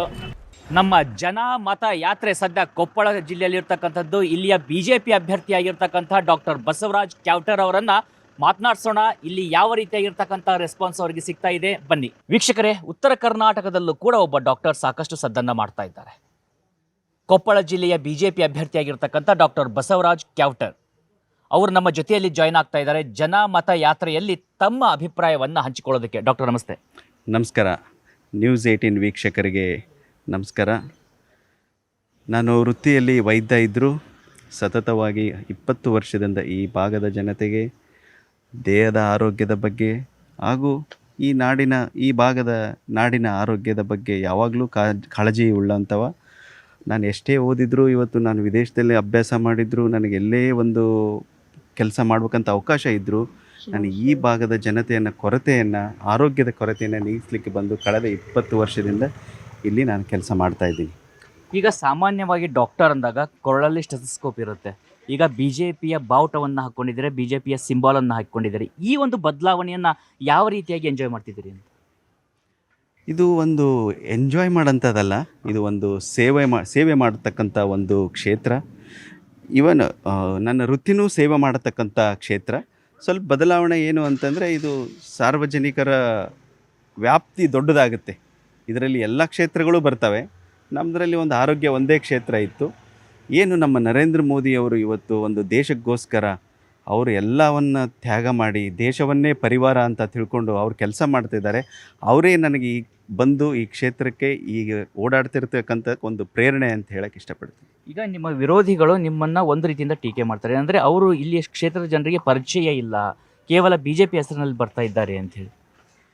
ನೋಡಿ, ನಾನು ಇಲ್ಲೇ ಹುಟ್ಟಿ ಬೆಳೆದವನು. ನನ್ನ ತಂದೆ ಇದೇ ಕ್ಷೇತ್ರದಲ್ಲಿ ಮಾಜಿ ಶಾಸಕರು ಹಾಗೂ Hyderabad Karnataka development board chairman ಸಹ ಇದ್ದರು. ಅದಷ್ಟೇ ಅಲ್ಲದೆ ನಾನು ಇಲ್ಲೇ ಓದಿ ಬೆಳೆದಿದ್ದು. ನಾನು ಎಷ್ಟೇ ಹೊರಗಡೆ ಓದಿದ್ರೂ ಇಲ್ಲೇ ಬಂದು ಕಳೆದ 10 ವರ್ಷದಿಂದ ಸೇವೆಯನ್ನು ಮಾಡ್ತಾಯಿದ್ದೀನಿ. ಅದು ಸೇವೆ ಅಂತಂದರೆ ನಾನೊಂದು 200 ಬೆಡ್ದು ಸುಸಜ್ಜಿತ ಆಸ್ಪತ್ರೆಯನ್ನು ಮಾಡಿಕೊಂಡು, ನಾವೇನು ಬೆಂಗಳೂರಲ್ಲಿ ಹುಬ್ಬಳ್ಳಿಯಲ್ಲಿ ಜನ ಇವತ್ತು ಅಲೆದಾಡ್ತಿದ್ದಾರೆ ಆರೋಗ್ಯದ ಸಮಸ್ಯೆಗೆ, ಅದನ್ನು ನಾನು ಕಳೆದ 5 ವರ್ಷದಿಂದ ಇಲ್ಲೇ ಕೊಡೋದರಲ್ಲಿ ನಾನು ಪ್ರಯತ್ನವನ್ನು ಮಾಡ್ತಾಯಿದ್ದೀನಿ. ಒಂದು ಸೂಪರ್ ಸ್ಪೆಷಾಲಿಟಿ ಇರ್ಬೋದು, ನಾರ್ಮಲ್ ಸ್ಪೆಷಾಲಿಟಿ ಇರ್ಬೋದು, ಆಮೇಲೆ ಏನು ನರೇಂದ್ರ ಮೋದಿಯವರು ಏನು ತಂದಿದ್ದಾರೆ, ಇದು ಆಯುಷ್ಮಾನ್ ಭಾರತ್ ಅಂತಂದು ನಮ್ಮ ಪೇಷಂಟ್ ತಿಂಗಳಿಗೆ ಏನಿಲ್ಲ ಅಂದರೂ 100-200 ಜನ ಆಯುಷ್ಮಾನ್ ಭಾರತದಲ್ಲಿ ಫ್ರೀ ಟ್ರೀಟ್ಮೆಂಟನ್ನು ತೊಗೊಂಡು ಹೋಗ್ತಾ ಇದ್ದಾರೆ. ಅದಷ್ಟೇ ಅಲ್ಲದೆ ಹಲವಾರು ರಾಜಕೀಯ ಕ್ಷೇತ್ರ ಅಂತಲ್ಲ, ಹಲವಾರು ನಾನು ಇಲ್ಲಿ ಇಲ್ಲಿಂದ ಓದಿ ಮುಗಿಸ್ಕೊಂಡು ಬಂದಾಗಿಂದ ನನ್ನ ವ್ಯಾಪ್ತಿಯಲ್ಲಿ ಬರ್ತಕ್ಕಂಥ ಎಷ್ಟೋ ಫ್ರೀ ಕ್ಯಾಂಪ್ ಮಾಡಿಸಿದ್ದೀನಿ, ಎಷ್ಟೋ ಜನರಿಗೆ ಆಗಲಾರ್ದವ್ರಿಗೆ ಒಂದು ಸರ್ಜರಿಯನ್ನು ಮಾಡಿಸಿರೋದು, ಎಷ್ಟೋ ಪರ್ಮನೆಂಟ್ ಡಿಸಬಿಲಿಟಿ ಇರೋರನ್ನ ನಡೆದಾಡಲಾರ್ದವ್ರನ್ನ ನಡೆದಾಡೋಂಗೆ ಮಾಡಿದ್ದು. ಈ ಕ್ಷೇತ್ರದಲ್ಲಿ ಸದಾ ನನ್ನ ಸೇವೆ ಇದೆ. ಇದು ಯಾಕಂದರೆ ನಾನು ಯಾಕೆ ವಾಪಸ್ ಬಂದಿದ್ದು ಅಂತಂದರೆ, ಈ ಕ್ಷೇತ್ರದ ಕೊಡುಗೆ ನಮ್ಮ ತಂದೆ ಮೇಲೆ ಇರ್ತಕ್ಕಂಥ ಆಶೀರ್ವಾದ, ಆ ಆಶೀರ್ವಾದ ಒಂದು ಋಣ ಅನ್ಬೋದು. ಈ ಋಣ ನಾನು ತೀರ್ಸೋಕ್ಕಾಗೋದಿಲ್ಲ, ಆದರೆ ನನ್ನ ಕಡೆಯಿಂದ ಎಷ್ಟಾಗುತ್ತೆ ಅಷ್ಟು ಸೇವೆ ಮಾಡೋಕ್ಕೆ ಪ್ರಯತ್ನ ಮಾಡ್ತಾಯಿದ್ದೀನಿ. ರಾಜಕೀಯ ಕ್ಷೇತ್ರಕ್ಕೆ ಅವರು ಹೊಸಬ್ರು ಅನ್ನೋರು ಕಾಂಗ್ರೆಸ್ನವರು. ಅವರು ಏನೋ ನನ್ನ ವಿರುದ್ಧ ಮಾಡ್ತಕ್ಕಂಥ ಆರೋಪ ಏನಿಲ್ಲ ಅವ್ರಿಗೆ. ಹೊಸಬ್ರು ಈಗ ಬಂದಿದ್ದಾರೆ ಅಂತಂದು ಹೇಳ್ತಾರೆ. ನಾನು ಪಕ್ಷದಲ್ಲಿ ಕಳೆದ 5 ವರ್ಷದಿಂದ ರಾಜ್ಯ ಕಾರ್ಯಕಾರಿಣಿ ಸದಸ್ಯನಾಗಿದ್ದೀನಿ. ನಾನು 2014ರಲ್ಲಿ ಸಂಗಣ್ಣನವರು ಲೋಕಸಭೆಗೆ ನಿಂತಾಗ ಅವಾಗ ನಾನು ನಮ್ಮ ತಂದೆ ಎಲ್ಲರೂ ಸಹ ಪಕ್ಷಕ್ಕೋಸ್ಕರ ದುಡಿದಿದ್ದೀವಿ. 2009ರಲ್ಲಿ ಶಿವರಾಮಗೌಡರು ನಿಂತಾಗೂ ಪಕ್ಷಕ್ಕೋಸ್ಕರ ದುಡಿದಿದ್ದೀವಿ. ದೊಡ್ಡನಗೌಡರು 2018ನಲ್ಲಿ ನಿಂತಾಗ, 2023ರಲ್ಲಿ ನಿಂತಾಗ ಮುಂಚೂಣಿಯಲ್ಲಿ ನಾನು ಓಡಾಡಿ ಕೆಲಸವನ್ನು ಮಾಡಿದ್ದೀನಿ ಚುನಾವಣೆಯಲ್ಲಿ. ಈಗ ಸಂಗಣ್ಣ ಕರಡಿ ಹಾಲಿ ಸಂಸದರು ಕೂಡ ಅಂತ ಒಬ್ಬ ಹಿರಿಯ ನಾಯಕರ ಸ್ಥಾನದಲ್ಲಿ ಇವತ್ತು ನಿಮಗೆ ಟಿಕೆಟ್ ಸಿಕ್ಕಿರುವಂಥದ್ದು, ಈ ಒಂದು ಜವಾಬ್ದಾರಿಯನ್ನು ಯಾವ ರೀತಿಯಾಗಿ ಪರಿಗಣಿಸ್ತೀವಿ? ನೋಡು, ಮೊಟ್ಟ ಮೊದಲನೇದಾಗಿ ರಾಷ್ಟ್ರೀಯ ನಾಯಕರು, ರಾಜ್ಯದ ನಾಯಕರು, ಎಸ್ಪೆಷಲಿ ಈ ಕ್ಷೇತ್ರದ ನಾಯಕರು ನನ್ನ ಮೇಲೆ ವಿಶ್ವಾಸ ಇಟ್ಟಿದ್ದಕ್ಕೆ ನಾನು ತುಂಬ ಚಿರಋಣಿ. ಅವರೆಲ್ಲ ಆಶೀರ್ವಾದ, ಕ್ಷೇತ್ರದ ಜನರ ಆಶೀರ್ವಾದದಿಂದ ಇದು ಸಿಕ್ಕಿರೋದು. ಅವರು ದೊಡ್ಡವರು, ಕಳೆದ 10 ವರ್ಷದಿಂದ ಅವರು ಹಲವಾರು ಕೆಲಸಗಳನ್ನು ಮಾಡಿದ್ದಾರೆ. ಆದರೂ ಪಕ್ಷ ಏನು ಹೊಸಬ್ರಿಗೆ ಕೊಡಬೇಕು, ಯುವಕರಿಗೆ ಕೊಡಬೇಕು, ಏನು ವೃತ್ತಿ ನೋಡಿ ಕೊಡಬೇಕು ಅನ್ನೋ ಆಯಾಮದಲ್ಲಿ ಕೊಟ್ಟಿದ್ದಾರೆ. ಓಕೆ, ಅದು ನಾನು ಯಾಕಂದರೆ ನನಗೆ ಇರತಕ್ಕಂಥ ಸಾರ್ವಜನಿಕರದ ಜೀವನದ ಕಳೆದ 15-18 ವರ್ಷದಿಂದ ನಾನೇನು ನೋಡ್ಕೊಳ್ತಾ ಬಂದಿದ್ದೀನಿ. ನನಗೆ ಕ್ಷೇತ್ರದ ನಾಡಿ ಗೊತ್ತಿದೆ. ನಮ್ಮಲ್ಲಿ ಏನೇನು ವ್ಯವಸ್ಥೆಗಳು ಇದ್ದಾವೆ, ಏನೇನು ವ್ಯವಸ್ಥೆಗಳು ಇಲ್ಲ, ಅವನ್ನ ಹೆಂಗೆ ನಾನು ಅಭಿವೃದ್ಧಿ ಮಾಡಬೇಕನ್ನೋದು ದೃಷ್ಟಿಯಿಂದ ಮಾಡ್ಕೊಂಡು ಹೋಗ್ತಾ ಇದ್ದೀನಿ. ಸೊ ಇನ್ನೊಂದು ಮಾತಿತ್ತು ಏನಂದರೆ ಸಾಕಷ್ಟು ಭಿನ್ನಮತ ಇತ್ತು ಅಂತ, ಈಗ ಎಲ್ಲವನ್ನು ಕೂಡ ನಿಭಾಯಿಸಿದ್ದೀರಿ. ಭಿನ್ನಮತ ಮೊದಲಿನಿಂದನೂ ಇಲ್ಲ. ಸಂಗಣ್ಣನವರಿಗೆ ಸಾಮಾನ್ಯವಾಗಿ ಟಿಕೆಟ್ ಸಿಗಲಾರ್ದಕ್ಕೆ ಅವರ ಅಭಿಮಾನಿಗಳು ಸ್ವಲ್ಪ ಆಕ್ರೋಶಗೊಂಡಿದ್ದರು. ಅದು ಎಲ್ಲರಿಗೂ ಗೊತ್ತಿರತಕ್ಕಂಥ ವಿಷಯ. ಅದು ಈಗ 2-3 ದಿನ ಇತ್ತು. ಈಗ ರಾಜ್ಯ ಮಟ್ಟದ ನಾಯಕರು ಮತ್ತು ಜಿಲ್ಲಾ ಮಟ್ಟದ ನಾಯಕರು ಎಲ್ಲರೂ ಕೂತ್ಕೊಂಡು ಅದನ್ನು ಸರಿ ಮಾಡಿದ್ದಾರೆ. ಸಂಗಣ್ಣನವರು ಈಗ ಪ್ರಚಾರಕ್ಕೆ ಬರ್ತಾ ಇದ್ದಾರೆ ಕಳೆದ 1 ವಾರದಿಂದ. ಸೊ ಯಾವುದೂ ಭಿನ್ನಮತ ಇಲ್ಲ. ನಮಗೆ ಇನ್ನೂ ಈಗ ಜನತಾದಳ ಮೈತ್ರಿ ಆಗಿರೋದ್ರಿಂದ ಅದು ಒಂದು ಶಕ್ತಿ ಬಂದಿದೆ. ಜನಾರ್ದನ್ ರೆಡ್ಡಿ ಅವರು ನಮ್ಮೊಟ್ಟಿಗೆ ಪಕ್ಷಕ್ಕೆ ಸೇರಿದ್ರೆ ಅದು ಒಂದು ಶಕ್ತಿ ಬಂದಿದೆ. ಈಗ ನಾನು ಹೇಳಬೇಕು ಅಂತಂದರೆ ಈ ನಾವು ಕಳೆದ 3 ಸರಿ ಏನು BJPಯಿಂದ ಇಲ್ಲಿ ಆರಿಸಿ ಬಂದಿದ್ವಿ, ಅದಕ್ಕಿಂತ ದೊಡ್ಡ ಶಕ್ತಿ ಆಗಿದೆ ನಮ್ಮ BJP ಈಗ. ಈಗ ನನ್ನ ಕೊನೆಯ ಪ್ರಶ್ನೆ ಅಂದರೆ, ನಿಮ್ಮ ಕ್ಷೇತ್ರದ ಮತದಾರರು ನಿಮಗೆ ಯಾಕೆ ಮತವನ್ನು ಹಾಕಬೇಕು, ನೀವು ಏನಂತ ಅವರಲ್ಲಿ ಮನವಿಯನ್ನು ಮಾಡ್ಕೊಳ್ತೀರಿ? ಮೊಟ್ಟ ಮೊದಲನೇದಾಗಿ ನರೇಂದ್ರ ಮೋದಿಯವರು ಏನು ಸಂಕಲ್ಪ ಮಾಡ್ಕೊಂಡು ಹೊರಟಿದ್ದಾರೆ, ದೇಶಕ್ಕೋಸ್ಕರ, ದೇಶದ ಭದ್ರತೆ ಹಾಗೂ ದೇಶವನ್ನು ವಿಶ್ವಗುರು ಮಾಡಬೇಕು ಅಂತ. ಆ ಸಂಕಲ್ಪಕ್ಕೆ ಎಲ್ಲರೂ ಮತ ಕೊಡಬೇಕು. ಎರಡನೇದು, ಆ ದೇಶ ಬೆಳೆಯೋದೊಟ್ಟಿಗೆ ನಮ್ಮ ಕ್ಷೇತ್ರವನ್ನು ಅಭಿವೃದ್ಧಿಯಲ್ಲಿ ಮಾದರಿ ಕ್ಷೇತ್ರ ಮಾಡಬೇಕು ಅಂತ ನಾನು ಕನಸನ್ನು ಹೊತ್ಕೊಂಡು ನರೇಂದ್ರ ಮೋದಿಯವರ ಕೈ ಬಲಪಡಿಸ್ಲಿಕ್ಕೆ ಹೊರಟಿದ್ದೀನಿ. ಅದಕ್ಕೋಸ್ಕರ ನನಗೆ ಕ್ಷೇತ್ರ ಜನ ಆಶೀರ್ವಾದ ಮಾಡ್ತಾರೆ ಅನ್ನೋ ಭರವಸೆ ನನಗಿದೆ. ಧನ್ಯವಾದಗಳು ನ್ಯೂಸ್ 18 ಜೊತೆಯಲ್ಲಿ ಮಾತನಾಡಿದ್ದಕ್ಕೆ, ನಿಮ್ಮ ಸಮಯವನ್ನು ಕೊಟ್ಟಿದ್ದಕ್ಕೆ. Thank you. ಧನ್ಯವಾದಗಳು ತಮಗೂ ಟೈಮ್ ಮಾಡ್ಕೊಂಡು ಬಂದು ನಮ್ಮನ್ನು ಜನರಿಗೆ ಪರಿಚಯ ಮಾಡೋಕ್ಕೆ ಪ್ರಯತ್ನ ಪಟ್ಟಿದ್ದಕ್ಕೆ. ವೀಕ್ಷಕರೇ, ಇದಾಗಿತ್ತು BJPಯ ಅಭ್ಯರ್ಥಿ ಅವರ ಮಾತು ಆಗಿರುವಂಥದ್ದು. ನಮ್ಮ ಪಯಣ ಮುಂದುವರಿಯುತ್ತೆ ಜನಮತ ಯಾತ್ರೆಯಲ್ಲಿ. ನಮ್ಮ ಜನಮತ ಯಾತ್ರೆ ಸದ್ಯ ಕೊಪ್ಪಳ ಜಿಲ್ಲೆಯ ಹಿಟ್ನಾಳ ಗ್ರಾಮದಲ್ಲಿದೆ. ಇಲ್ಲಿ ಕಾಂಗ್ರೆಸ್ ಅಭ್ಯರ್ಥಿಯಾಗಿರ್ತಕ್ಕಂಥ ರಾಜಶೇಖರ್ ಹಿಟ್ನಾಳ್ ಅವರ ಮನೆಯಲ್ಲಿ ನಾವಿದ್ದೇವೆ. ಈಗ ಅವರನ್ನು ಕೂಡ ನಮ್ಮ ಜನಮತ ಯಾತ್ರೆ ಕಾರ್ಯಕ್ರಮದ ಅಂಗವಾಗಿ ಅವ್ರ ಜೊತೆಯಲ್ಲಿ ಮಾತನಾಡೋಣ, ಅವರ ಅಭಿಪ್ರಾಯವನ್ನು ಕೂಡ ತಿಳಿದುಕೊಳ್ಳುವಂತಹ ಪ್ರಯತ್ನವನ್ನು ಮಾಡೋಣ. ಬನ್ನಿ. ಕೊಪ್ಪಳ ಲೋಕಸಭಾ ಕ್ಷೇತ್ರದ ಕಾಂಗ್ರೆಸ್ ಅಭ್ಯರ್ಥಿಯಾಗಿರ್ತಕ್ಕಂಥ ರಾಜಶೇಖರ್ ಹಿಟ್ನಾಳ್ ಅವರು ನಮ್ಮ ಜೊತೆಯಲ್ಲಿದ್ದಾರೆ. ಜನ ಮತ ಯಾತ್ರೆಯಲ್ಲಿ ತಮ್ಮ ಅಭಿಪ್ರಾಯವನ್ನು ಹಂಚಿಕೊಳ್ಳೋದಕ್ಕೆ. ಸರ್ ನಮಸ್ತೆ. ನಮಸ್ತೆ. ಸೊ ಹೆಂಗಿದೆ ಈ ಬಾರಿ ಲೋಕಸಭೆಯ ಇಲ್ಲಿಯ ಒಂದು ಸ್ಥಿತಿ? ಈ ಬಾರಿ ಕೊಪ್ಪಳ ಲೋಕಸಭಾ ಕ್ಷೇತ್ರದಲ್ಲಿ ಈ ಸರಿ ಒಂದು ಕಾಂಗ್ರೆಸ್ಗೆ ಒಂದು ಒಳ್ಳೆಯ ವಾತಾವರಣ ಇದೆ. ಕಾಂಗ್ರೆಸ್ ಪರವಾಗಿ ಜನರು ಒಲವಿದೆ. ಇವತ್ತೇನು ರಾಜ್ಯ ಸರ್ಕಾರದ ಗ್ಯಾರಂಟಿ ಯೋಜನೆಗಳು, ಮುಂದೆ ಕೇಂದ್ರದಲ್ಲಿ ಕಾಂಗ್ರೆಸ್ ಬಂದರೆ ಏನೇನು ಗ್ಯಾರಂಟಿ ಸ್ಕೀಮ್ಗಳನ್ನು ಕೊಡ್ತೀವಿ ಅಂತಾರೆ, ಜನ ಕೂಡ ಕಾಂಗ್ರೆಸ್ಸನ್ನು ವಿಶ್ವಾಸ ಮಾಡ್ತಿದ್ದಾರೆ. ಒಂದು ಒಳ್ಳೆಯ ವಾತಾವರಣ ಇದೆ ಈ ಸರಿ. ಈಗ ನಾವು ಸಾಕಷ್ಟು ನೋಡಿದ್ವಿ, ಕೆಲ ಭಿನ್ನಾಭಿಪ್ರಾಯಗಳು ಕೂಡ ಕೇಳಿಬಂತು. ಒಂದು ಕಡೆ ಇಕ್ಬಾಲ್ ಅನ್ಸಾರಿ ಅವರು ಒಂದಿಷ್ಟು ಆರೋಪಗಳನ್ನ ಮಾಡುವಂಥದ್ದು. ಈ ರೀತಿಯಾಗಿರ್ತಕ್ಕಂಥ ಭಿನ್ನಾಭಿಪ್ರಾಯಗಳು ನಿಮಗೆ ಏನಾದರೂ ತೊಂದರೆ ಆಗುತ್ತಾ, ಅಥವಾ ಎಲ್ಲವನ್ನ ಕೂಡ ಈಗ ನೀವು ಮಾತನಾಡಿ ಒಂದು ಬಗೆಹರಿಸುವಂಥ ಪ್ರಯತ್ನವನ್ನು ಮಾಡಿದ್ದೀರಿ? ಒಂದು ದೊಡ್ಡ ಪಕ್ಷದಲ್ಲಿ ಸಣ್ಣ ಪುಟ್ಟ ಸಮಸ್ಯೆಗಳು ಇರ್ತಾವ, ಆದರೆ ಅವನ್ನ ನಿಭಾಯಿಸ್ತಕ್ಕಂಥ ನಮ್ಮ ಜಿಲ್ಲೆಯ ಎಲ್ಲ ಮುಖಂಡರು ಇವತ್ತು ಇಕ್ಬಾಲ್ ಅನ್ಸಾರಿ ಸಮೇತವಾಗಿ, ಅಣ್ಣವರ ಸಮೇತವಾಗಿ ಇವತ್ತು ಅವರು ಕೂಡ ನಾನು ಕಾಂಗ್ರೆಸ್ಸಲ್ಲೇ ಇರ್ತೀನಿ, ಆದರೆ ಕೆಲವಿಷ್ಟು ವ್ಯತ್ಯಾಸಗಳನ್ನು ಸರಿ ಮಾಡ್ಕೊಂಡು ಹೋಗೋಣ ಅನ್ನೋ ಮಾತನ್ನು ಮಾತ್ರ ಹೇಳ್ತಿದ್ದಾರೆ.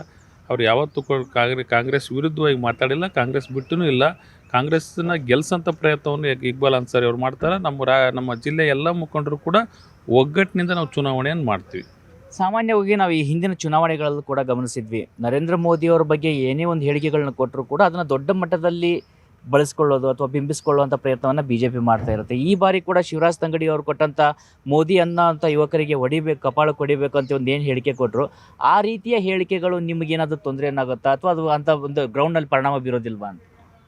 ಈಗ ಏನಾಗಿದೆ, ಶಿವರಾಜ್ ತಂಗಡಿ ಅವ್ರನ್ನ ಹೇಳಿರೋದ್ರಲ್ಲಿ ಏನು ತಪ್ಪಿದೆ? ಅವ್ರು ಏನು ಹೇಳಿದ್ದಾರೆ? 2 ಕೋಟಿ ಉದ್ಯೋಗ ಕೊಡಬೇಕಿತ್ತು, 10 ವರ್ಷಕ್ಕೆ 20 ಕೋಟಿ ಉದ್ಯೋಗ ಆಗಬೇಕಿತ್ತು. ಆದರೆ ಇವತ್ತಿನ ಪರಿಸ್ಥಿತಿಯಲ್ಲಿ ಒಂದು ಸಂಸ್ಥೆ ಸರ್ವೆ ಮಾಡಿರೋ ಪ್ರಕಾರ 83% ನಿರುದ್ಯೋಗ ಇದೆ. ಅದು ನೀವು ನಿಮ್ಮ ಮಕ್ಕಳಿಗೆ, ನಿಮ್ಮ ಸಹೋದರಿಗೆ ನೀವು ಹೇಳ್ರಿ ಅಂತ ಹೇಳಿದಾರೆ. ಅವ್ರು ಬುದ್ಧಿ ಹೇಳ್ರಿ ಅನ್ನೋದು ನಾಡು ಭಾಷೆಯಲ್ಲಿ ಹೇಳ್ಯಾರ. ಏನು ತಪ್ಪಲ್ಲ ಅದರಲ್ಲಿ ಏನು ತಪ್ಪಿಲ್ಲ. ಅದೇನು ಅದರ ಇರೋ ಸತ್ಯವನ್ನೇ ಅವ್ರು ಹೇಳಿದ್ದಾರೆ. ಈಗ ಕೊಪ್ಪಳ ಲೋಕಸಭೆ ಕಾನ್ಸ್ಟಿಟ್ಯೂನ್ಸಿ ಇದೆಯಲ್ಲ, ಇದರಲ್ಲಿ ಇರ್ತಕ್ಕಂಥ ಸಮಸ್ಯೆಗಳೇನು? ಈ ಒಂದು ಕ್ಷೇತ್ರದ ಬಗ್ಗೆ ನಿಮಗಿರ್ತಕ್ಕಂಥ ಕನಸೇನು?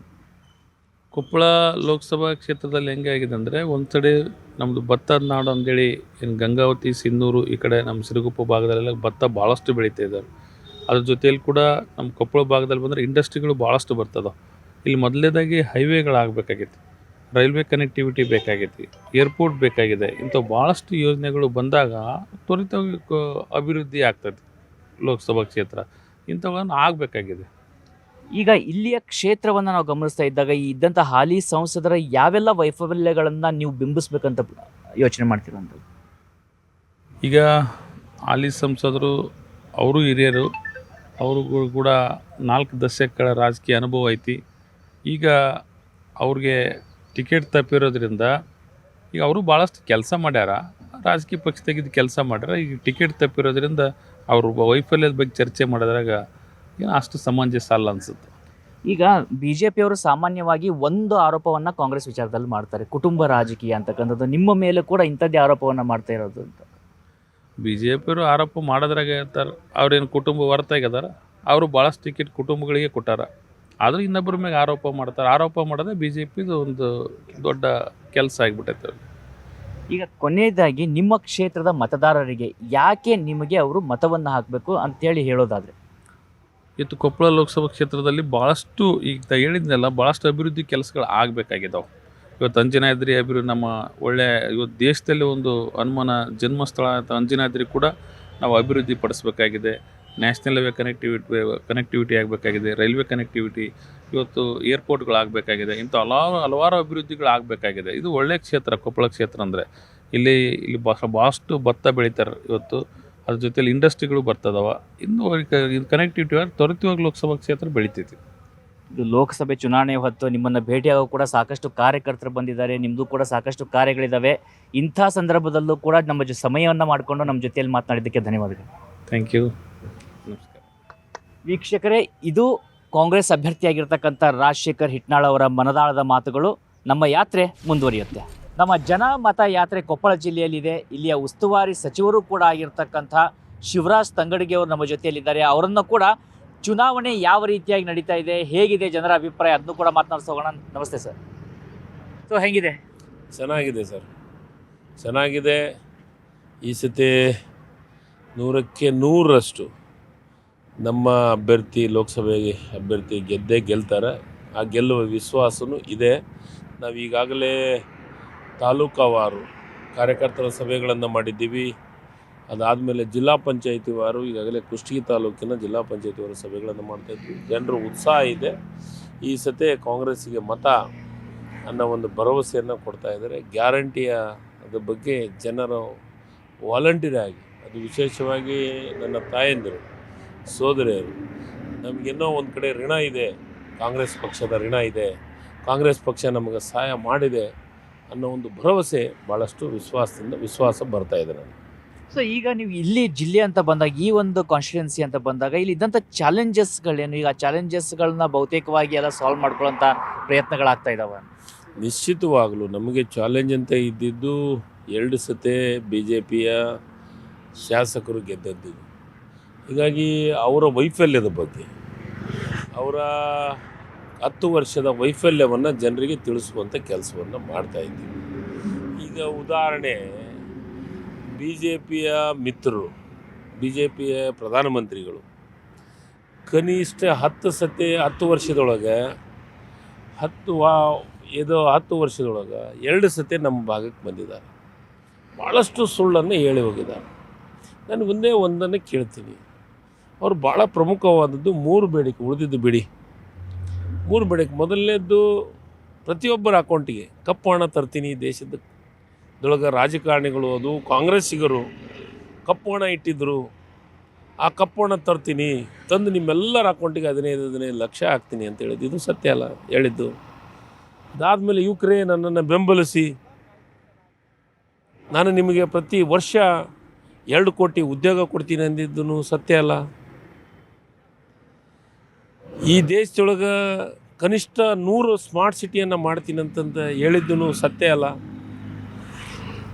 ಈ ದೇಶದ ರೈತರಿಗೆ ಬೆಳೆದಂಥ ಬೆಳೆಗೆ ನಾನು ಅವರ ಹಣವನ್ನು ದ್ವಿಗುಣ ಮಾಡ್ತೀನಿ ಅಂದಿದ್ದು ಸತ್ಯ ಅಲ್ಲ.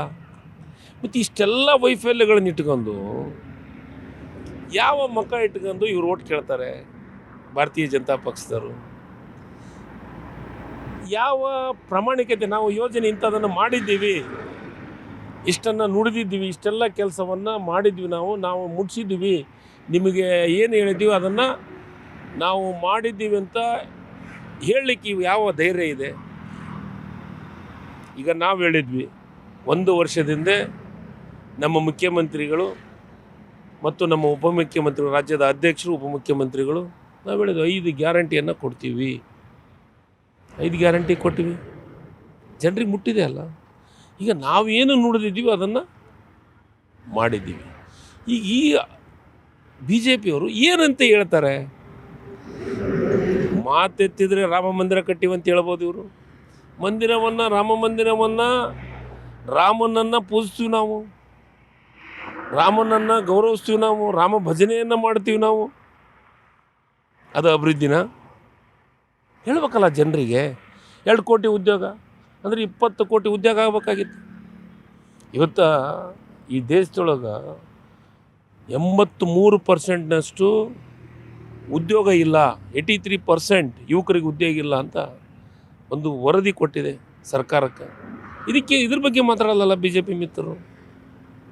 ನಾನು ಕೇಳಬೇಕಾಗಿದ್ದು ಏನಂದರೆ, ಏನು ಮಾತಾಡಿದ್ರಿ, ಏನು ಕಮಿಟ್ ಆಗಿದ್ರಿ, ಚುನಾವಣೆಗೆ ಏನು ಪ್ರಣಾಳಿಕೆದೊಳಗೆ ಹೇಳಿದ್ರಿ, ಭಾಷಣದೊಳಗೆ ಇನ್ನೂ ಒಂದು ಭಾಳ ಸ್ಪಷ್ಟವಾಗಿ ಕೊಪ್ಪಳದಾಗ ಮೋದಿಯವರು ಗಂಗಾವತಿಗೆ ಬಂದೊತ್ತಿನೊಳಗನೆ ಭಾಷಣ ಮಾಡೋದೊತ್ತಿನಾಗ ಗಂಗಾವತಿಯಾಗ ಒಂದು ಮಾತು ಹೇಳಿದ್ದಾರೆ. ಇವತ್ತಿಗೆ BJPಯವರಿಗೆ ನೆನಪು ಮಾಡಿಸ್ತೀನಿ, ನಾನು ನೆನಪು ಮಾಡೋಕ್ಕೆ ಇಷ್ಟಪಡ್ತೀನಿ. ಇಲ್ಲಿ ತುಂಗಭದ್ರಾ ಡ್ಯಾಮ್ ಇದೆ, ತುಂಗಭದ್ರಾ ನೀರಾವರಿ ಪ್ರದೇಶ ಇದೆ. ಈ ನೀರಾವರಿ ಪ್ರದೇಶಕ್ಕೆ ನಾನು ಇನ್ನೂ ಅಭಿವೃದ್ಧಿ ಮಾಡಬೇಕಾಗಿದೆ, 1 ವರ್ಷಕ್ಕೆ 1,000 ಕೋಟಿ ಕೊಡ್ತೀನಿ ಅಂತ ಇದೇ ಪ್ರಧಾನಮಂತ್ರಿಗಳು ಕಮಿಟ್ ಆಗಿ ಹೋಗಿದ್ದಾರೆ ಭಾಷಣದೊಳಗೆ. ಹಂಗೇನಾರ ಇಲ್ಲಾಂದರೆ ಭಾಷಣ ತುಣುಕನ್ನು ಕೊಡಂದ್ರೆ ಕೊಡ್ತೀನಿ ನಾನು. ಮತ್ತು ಏನು ಮುಖ ಇಟ್ಕೊಂಡು ಕೇಳ್ತಾ ಇದ್ದಾರೆ? ನಾವು ಅಷ್ಟು ಭರವಸೆಯಿಂದ ಹೇಳ್ತಾ ಇದ್ದೀವಿ. ಈ ರಾಜ್ಯದೊಳಗೆ ಸಿದ್ದರಾಮಯ್ಯನವರು, DK ಶಿವಕುಮಾರ್ ಅವರು ಏನು ಪ್ರಾಮಾಣಿಕವಾಗಿ ಹೇಳಿದ್ವಿ ಅದನ್ನು ಮಾಡಿದ್ವಿ. ಅದ್ರ ಜೊತೆಗೆ ಇವತ್ತು ಲೋಕಸಭಾ ಚುನಾವಣೆ ಟೈಮ್ದೊಳಗೆ 5 ಗ್ಯಾರಂಟಿನ ಮತ್ತೆ ಘೋಷಣೆ ಮಾಡಿದರೆ ಮಲ್ಲಿಕಾರ್ಜುನ ಖರ್ಗೆ ಅವರು, ರಾಹುಲ್ ಗಾಂಧಿಯವರು, ಸೋನಿಯಾ ಗಾಂಧಿಯವರು, ಪ್ರಿಯಾಂಕಾ ಗಾಂಧಿಯವರು 5 ಗ್ಯಾರಂಟಿ. ಆ 5 ಗ್ಯಾರಂಟಿನ ಜನರ ಮನೆಗೆ ಮುಟ್ಟಿಸುವಂಥ ಕೆಲಸವನ್ನು ಕೇಂದ್ರ ಸರ್ಕಾರ ಅಧಿಕಾರಕ್ಕೆ ಬರೆದ್ರೆ ನೀವು ಸಹಾಯ ಮಾಡಿ ಗೆಲ್ಲಿಸಿದ್ರಿ, ನಾವು ಅಧಿಕಾರಕ್ಕೆ ಬಂದರೆ ನಿಶ್ಚಿತವಾಗಲೂ 5 ಗ್ಯಾರಂಟಿಯನ್ನು ಕೊಡ್ತೀವಿ ಅಂತ. ಮತ್ತೆ 5 ಗ್ಯಾರಂಟಿ, ಅದ್ಭುತವಾದಂಥ 5 ಗ್ಯಾರಂಟಿಗಳು. ಇವತ್ತು ಉದ್ಯೋಗ, ಯಾರು ಯುವಕರಿಗೆ ಉದ್ಯೋಗದ ಬಗ್ಗೆ ಅವರಿಗೆ 1 ಲಕ್ಷ ರೂಪಾಯಿ ಒಂದು ವರ್ಷಕ್ಕೆ ಕೊಡ್ತೀವಂತ ನಮ್ಮ ಮೊದಲನೇ ಬೇಡಿಕೆ, ಯುವ ನ್ಯಾಯ ಅಂತಂದು. 2ನೇದ್ದು ಮಹಿಳಾ ನ್ಯಾಯ, ಅಂದರೆ 1 ವರ್ಷಕ್ಕೆ ಒಂದು ಬಡ ಕುಟುಂಬಕ್ಕೆ 1 ಲಕ್ಷ ದುಡ್ಡು ಕೊಡ್ತೀವಿ ಅಂತ ಹೇಳಿದ್ವಿ. ಇದು ಸಣ್ಣ ಅಮೌಂಟ್ ಅಲ್ಲ, ದೊಡ್ಡ ಅಮೌಂಟ್. ಇವತ್ತು 2,000 ರೂಪಾಯಿಗೆ ಖುಷಿ ಪಡ್ತಾರೆ. ಇವತ್ತು 2,000 ರೂಪಾಯಿಗೆ ಬಡವರು ಸಾಮಾನ್ಯರು ಬದುಕ್ತಾ ಇದ್ದಾರೆ. ಇದು ದೊಡ್ಡ ಯೋಜನೆ. 2ನೇದ್ದು. ಮೂರನೇ ಯೋಜನೆ ನಮ್ಮ ಏನು ಸಾಲ ಮನ್ನಾ. ಈ ದೇಶದ ರೈತರು ಕಷ್ಟದಾಗಿದ್ದಾರೆ. ದಿಲ್ಲಿ ಪಕ್ಕಕ್ಕೆ ರೈತರು ಇವತ್ತು ಪ್ರತಿಭಟನೆ ಮಾಡಕತ್ತಿದ್ರೆ ಅವ್ರ ಹತ್ರ ಹೋಗಿ ಪ್ರಧಾನಮಂತ್ರಿಯವರಾಗಲಿ ಮತ್ತು ರಾಜ್ಯದ ಯಾವುದೇ ಪ್ರತಿನಿಧಿ ಆಗಿ ಅವರಿಗೆ ಸೌಜನ್ಯಕ್ಕಾದರೂ ಮಾತಾಡಿಸುವಂಥ ಕೆಲಸವನ್ನು ಮಾಡ್ತಾಯಿಲ್ಲ. ಇವತ್ತು ಸ್ವಾಮಿನಾಥನ್ ವರದಿ ಆಧಾರವನ್ನು ಇಟ್ಕೊಂಡು ಸಾಲ ಮನ್ನಾ ಮಾಡ್ತೀವಿ ಅಂತ ಹೇಳಿದ್ದೀವಿ. ಮತ್ತು ಅದರ ಜೊತೆಗೆ ಇವತ್ತು ನರೇಗಾ ಯೋಜನೆ ಅದನ್ನು ತಂದಂಥವ್ರೆ ನಾವು. ಆ ಯೋಜನೆಯಲ್ಲಿ ಕನಿಷ್ಠ 340 ರೂಪಾಯಿ ಇದ್ದಿದ್ದನ್ನು 400 ರೂಪಾಯಿ ಮಾಡ್ತೀವಿ ಅಂತ ಹೇಳಿದ್ದೀವಿ.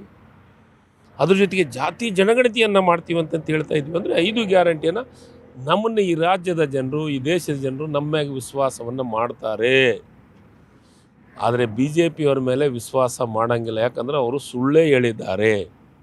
ಆಮೇಲೆ ನಾವು ಇನ್ನೊಂದು ಪ್ಯಾಟರ್ನ್ ನೋಡ್ತಾ ಇರ್ತೀವಿ. ಒಂದು ಸ್ಟೇಟ್ ಅಂತ ಎಲೆಕ್ಷನ್ ಬಂದಾಗ ಜನರು ವೋಟಿಂಗ್ ಇರ್ಬೋದು, ಅಥವಾ ಕೇಂದ್ರಕ್ಕಂತ ಬಂದಾಗ ಬರೋದಂಥ ವೋಟಿಂಗ್ ಇರ್ಬೋದು.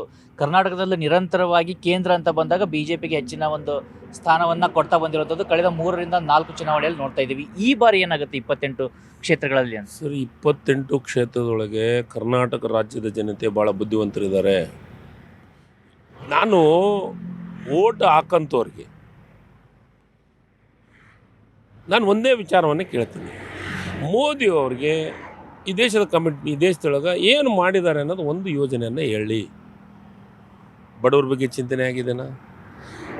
ಬಡವರ ಸಾಮಾನ್ಯ ಜನರ ಬಗ್ಗೆ ಚಿಂತನೆಗಳು ಆಗ್ತಾ ಇದ್ದಾವೆ? ನಾನು ನಿಮಗೆ ಒಂದೇ ಮಾತನ್ನು ಕೇಳ್ತೀನಿ. ಚುನಾವಣೆ ಟೈಮ್ದೊಳಗೆಲ್ಲ 10 ವರ್ಷದಾಗಿ ನಿಮ್ಮ ಮಾಧ್ಯಮದ ಮುಂದೆ ಈ ದೇಶದ ಸ್ಥಿತಿಗತಿಗಳ ಬಗ್ಗೆ ಒಂದೇ ಒಂದು ಪ್ರೆಸ್ ಮೀಟ್ ಮಾಡಿದ ಉದಾಹರಣೆ ಇದೆನಾ ಮೋದಿಯವ್ರದ್ದು?